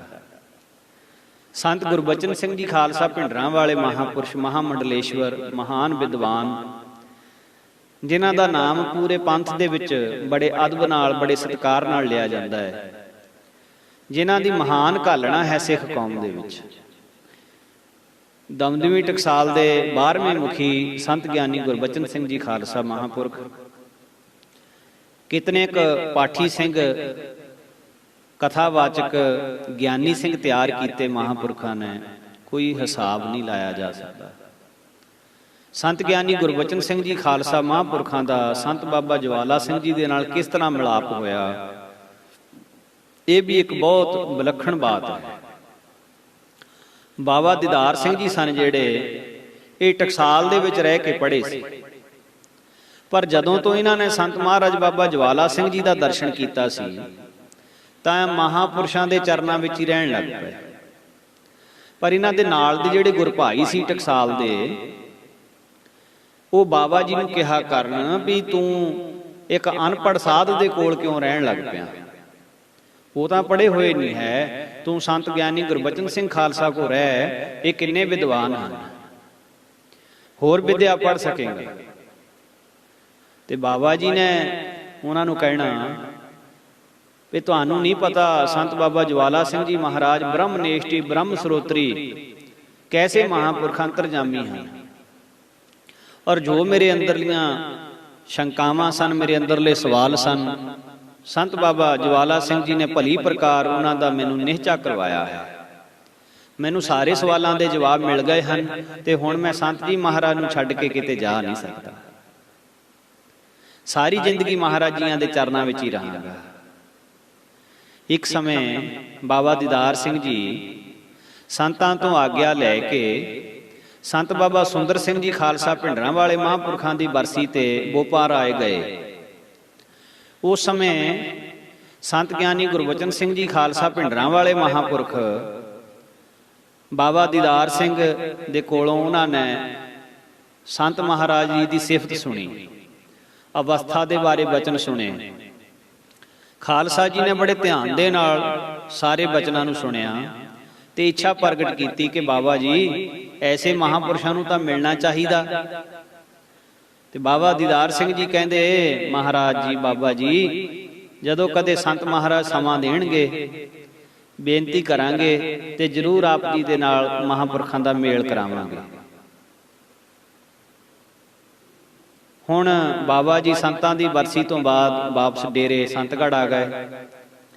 ਸੰਤਾਂ ਨੂੰ ਬੇਨਤੀਆਂ ਕਰਨ ਲੱਗੇ ਵੀ ਮਹਾਰਾਜ ਜੀ, ਸੰਤ ਗੁਰਬਚਨ ਸਿੰਘ ਜੀ ਤੁਹਾਡੇ ਦਰਸ਼ਨ ਕਰਨਾ ਚਾਹੁੰਦੇ ਆ। ਤਾਂ ਇੱਕ ਦਿਨ ਸੰਤਾਂ ਨੇ ਖੁਸ਼ ਹੋ ਕੇ ਆਪ ਹੀ ਕਹਿਤਾ, ਕਹਿੰਦੇ ਚੱਲ ਬਈ ਬਾਵਾ, ਚੱਲ ਆਪਾਂ ਦਰਸ਼ਨ ਕਰਕੇ ਆਈਏ। ਵੇਖੋ ਕੈਸਾ ਸਤਿਕਾਰ। ਸਬੱਬ ਦੇ ਨਾਲ ਸੰਤ ਗੁਰਬਚਨ ਸਿੰਘ ਜੀ ਖਾਲਸਾ ਵਿਦਿਆਰਥੀ ਮੰਡਲੀ ਸਮੇਤ ਗੋਪਾ ਰਾਏ ਹੀ ਸੀਗੇ। ਇਧਰੋਂ ਸੰਤ ਮਹਾਰਾਜ ਜੀ ਬਾਬਾ ਜੀ ਦੇ ਨਾਲ ਗੋਪਾ ਰਾਏ ਮੋਟਰ ਤੇ ਪਹੁੰਚ ਗਏ। ਭਾਈ ਹਜੂਰਾ ਸਿੰਘ ਦੀ ਖੂਹੀ ਵਾਲੀ ਜਗ੍ਹਾ, ਉੱਥੇ ਮਹਾਂਪੁਰਸ਼ ਜਾ ਕੇ ਬਿਰਾਜਮਾਨ ਹੋ ਗਏ। ਬਾਬਾ ਜੀ ਨੇ ਜਾ ਕੇ ਫਿਰ ਸੰਤ ਗੁਰਬਚਨ ਸਿੰਘ ਜੀ ਨੂੰ ਦੱਸਿਆ ਵੀ ਮਹਾਂਪੁਰਸ਼ ਆਏ ਹੋਏ ਆ ਤੇ ਤੁਸੀਂ ਆ ਕੇ ਦਰਸ਼ਨ ਕਰ ਲਓ। ਖਾਲਸਾ ਜੀ ਜਿਸ ਵੇਲੇ ਸੰਤਾਂ ਕੋਲ ਨੂੰ ਦਰਸ਼ਨ ਕਰਨ ਤੁਰੇ, ਸੰਤ ਗੁਰਬਚਨ ਸਿੰਘ ਜੀ ਖਾਲਸਾ ਮਨ ਵਿੱਚ ਦ੍ਰਿੜ ਸੰਕਲਪ ਕਰ ਲਿਆ ਕਿ ਜੇ ਸੰਤ ਜਵਾਲਾ ਸਿੰਘ ਜੀ ਮੇਰੇ ਮਨ ਵਿੱਚ ਜੋ ਧਾਰਨ ਕੀਤਾ ਹੋਇਆ ਉਹ ਦੱਸ ਦੇਣ ਤਾਂ ਮੈਂ ਨਿਹਚਾ ਕਰਾਂਗਾ ਕਿ ਸੰਤ ਪੂਰਨ ਆ। ਜੇ ਨਾ ਦੱਸ ਸਕੇ ਤਾਂ ਫੇਰ ਨਹੀਂ ਮੈਂ ਨਿਹਚਾ ਕਰਦਾ ਵੀ ਸੰਤ ਪੂਰਨ ਆ। ਸੰਕਲਪ ਕਰ ਲਿਆ। ਸੋ ਇਸ ਤਰ੍ਹਾਂ ਨਾਲ ਜਦੋਂ ਬਾਬਾ ਜੀ ਬਾਬਾ ਦੀਦਾਰ ਸਿੰਘ ਦੇ ਨਾਲ ਸੰਤ ਗਿਆਨੀ ਗੁਰਬਚਨ ਸਿੰਘ ਜੀ ਚੱਲ ਕੇ ਉਸ ਸਥਾਨ ਦੇ ਨੇੜੇ ਆਏ, 20 ਕਦਮ ਪਿੱਛੇ ਰਹਿ ਗਏ ਮਹਾਂਪੁਰਸ਼ਾਂ ਤੋਂ, ਸੰਤ ਮਹਾਰਾਜ ਬਾਬਾ ਜਵਾਲਾ ਸਿੰਘ ਜੀ ਉੱਥੇ ਬੈਠੇ ਉੱਚੀ ਆਵਾਜ਼ ਦੇ ਵਿੱਚ ਕਹਿਣ ਲੱਗੇ ਕਿ ਸੰਤ ਗੁਰਬਚਨ ਸਿੰਘ ਜੀ, ਤੁਸੀਂ ਜਿਹੜਾ ਇਹ ਅੰਦਰ ਸੰਕਲਪ ਲੈ ਕੇ ਆਏ ਨਾ, ਇਹ ਤਾਂ ਬਹੁਤ ਛੋਟੀ ਜਿਹੀ ਗੱਲ ਆ, ਇਹਨੂੰ ਛੱਡ ਕੇ ਆਓ, ਗੁਰਮੁਖ ਬਣ ਕੇ ਆਓ, ਗੁਰਮੁਖਾਂ ਵਾਲੀ ਆ ਕੇ ਵਿਚਾਰ ਕਰੋ ਸਾਡੇ ਨਾਲ। ਇਹ ਜਿਹੜੀ ਗੱਲ ਤੁਸੀਂ ਅੰਦਰ ਧਾਰਨ ਕਰ ਲਈ ਵੀ ਮੇਰੇ ਦਿਲ ਦੀ ਗੱਲ ਦੱਸ ਦੇਣ, ਇਹ ਤਾਂ ਅਗਿਆਨੀਆਂ ਵਾਲੀ ਗੱਲ ਆ, ਇਹ ਗਿਆਨਵਾਨਾਂ ਵਾਲੀ ਗੱਲ ਨਹੀਂ ਹੈ, ਇਹ ਅਗਿਆਨੀਆਂ ਵਾਲਾ ਸੰਕਲਪ ਹੈ। ਇਹਨਾਂ ਗੱਲਾਂ ਵਿੱਚ ਨਾ ਪਾਓ, ਇਹ ਤੁਹਾਡੇ ਵਾਸਤੇ ਨਹੀਂ ਗੱਲ ਹੈ, ਇਹ ਤੁਸੀਂ ਤਾਂ ਮਹਾਨ ਵਿਦਵਾਨ ਤੇ ਗਿਆਨੀ ਹੋ। ਤੋ ਸੰਤ ਮਹਾਰਾਜ ਬਾਬਾ ਜਵਾਲਾ ਸਿੰਘ ਸਾਹਿਬ ਤੋਂ ਇੰਨੇ ਕਦਮਾਂ ਤੇ ਹੀ ਐਸਾ ਬਚਨ ਸੁਣ ਕੇ ਸੰਤ ਗੁਰਬਚਨ ਸਿੰਘ ਜੀ ਖਾਲਸਾ ਪਿੰਡਰਾਂ ਵਾਲੇ ਮਹਾਂਪੁਰਖਾਂ ਦੀ ਉਸ ਵੇਲੇ ਨਿਸ਼ਾ ਹੋ ਗਈ। ਐਸਾ ਪ੍ਰੇਮ ਬਣਿਆ ਸੰਤ ਜਵਾਲਾ ਸਿੰਘ ਜੀ ਮਹਾਰਾਜ ਦੇ ਨਾਲ, ਐਸਾ ਪ੍ਰੇਮ ਬਣਿਆ ਵੀ ਅੰਕ ਸਹੇਲੜੀਆਂ ਵਾਂਗ ਹਮੇਸ਼ਾ ਜਦੋਂ ਸੰਤਾਂ ਦਾ ਅੰਦਰੋਂ ਫੁਰਨਾ ਬਣਦਾ, ਸੰਤ ਮਹਾਰਾਜ ਦੇ ਦਰਸ਼ਨ ਕਰਨ ਆ ਜਾਂਦੇ। ਐਸਾ ਪ੍ਰੇਮ ਬਣਿਆ। ਸੋ ਐਸੇ ਸਾਧ ਸਿੰਘ ਜੀ ਮਹਾਂਪੁਰਖ ਸੰਤ ਗੁਰਬਚਨ ਸਿੰਘ ਜੀ ਖਾਲਸਾ, ਵਿਦਵਾਨ ਸਾਧੂ, ਔਰ ਐਸੇ ਸੰਤ ਮਹਾਰਾਜ ਸੰਤ ਬਾਬਾ ਜਵਾਲਾ ਸਿੰਘ ਸਾਹਿਬ ਜੀ ਹਰਖੋਵਾਲ ਵਾਲੇ, ਜਿਨ੍ਹਾਂ ਦਾ ਸਾਰੇ ਸਾਧੂਆਂ ਦੇ ਵਿੱਚ, ਸੰਪਰਦਾਵਾਂ ਦੇ ਵਿੱਚ ਬਹੁਤ ਸਤਿਕਾਰ ਸੀ ਤੇ ਅੱਜ ਵੀ ਹੈ ਤੇ ਸਦਾ ਰਹੇਗਾ। ਤਿਨ ਕੀ ਸੋਭਾ ਸਭਨੀ ਥਾਈ, ਜਿਨ ਪ੍ਰਭ ਕੇ ਚਰਨ ਪਰਾਤੇ। ਸੋ ਆਓ ਇਤਨੀ ਕੋ ਹਾਜ਼ਰੀ ਸਮਾਂ ਪ੍ਰਵਾਨ ਕਰਿਓ। ਮਹਾਰਾਜ ਕਿਰਪਾ ਕਰਨ, ਹੋਈਆਂ ਬੇਅੰਤ ਭੁੱਲਾਂ ਦੀ ਮੁਆਫੀ ਬਖਸ਼ਿਓ ਜੀ। ਆਉਣ ਵਾਲੇ ਦਿਨਾਂ ਦੇ ਵਿੱਚ ਫੇਰ ਆਪਾਂ ਲਾਹਾ ਇਸੇ ਤਰ੍ਹਾਂ ਪ੍ਰਾਪਤ ਕਰਦੇ ਰਹੀਏ। ਗੁਰੂ ਮਹਾਰਾਜ ਆਪਾਂ ਸਾਰਿਆਂ ਨੂੰ ਆਪਣੇ ਚਰਨੀ ਲਾ ਕੇ ਰੱਖਣ ਜੀ। ਦੋਵੇਂ ਹੱਥ ਜੋੜ ਕੇ ਗੁਰਫਤਿਹ ਦੀ ਸਾਂਝ ਪਾਓ ਜੀ। ਵਾਹਿਗੁਰੂ ਜੀ ਕਾ ਖਾਲਸਾ, ਵਾਹਿਗੁਰੂ ਜੀ ਕੀ ਫਤਿਹ।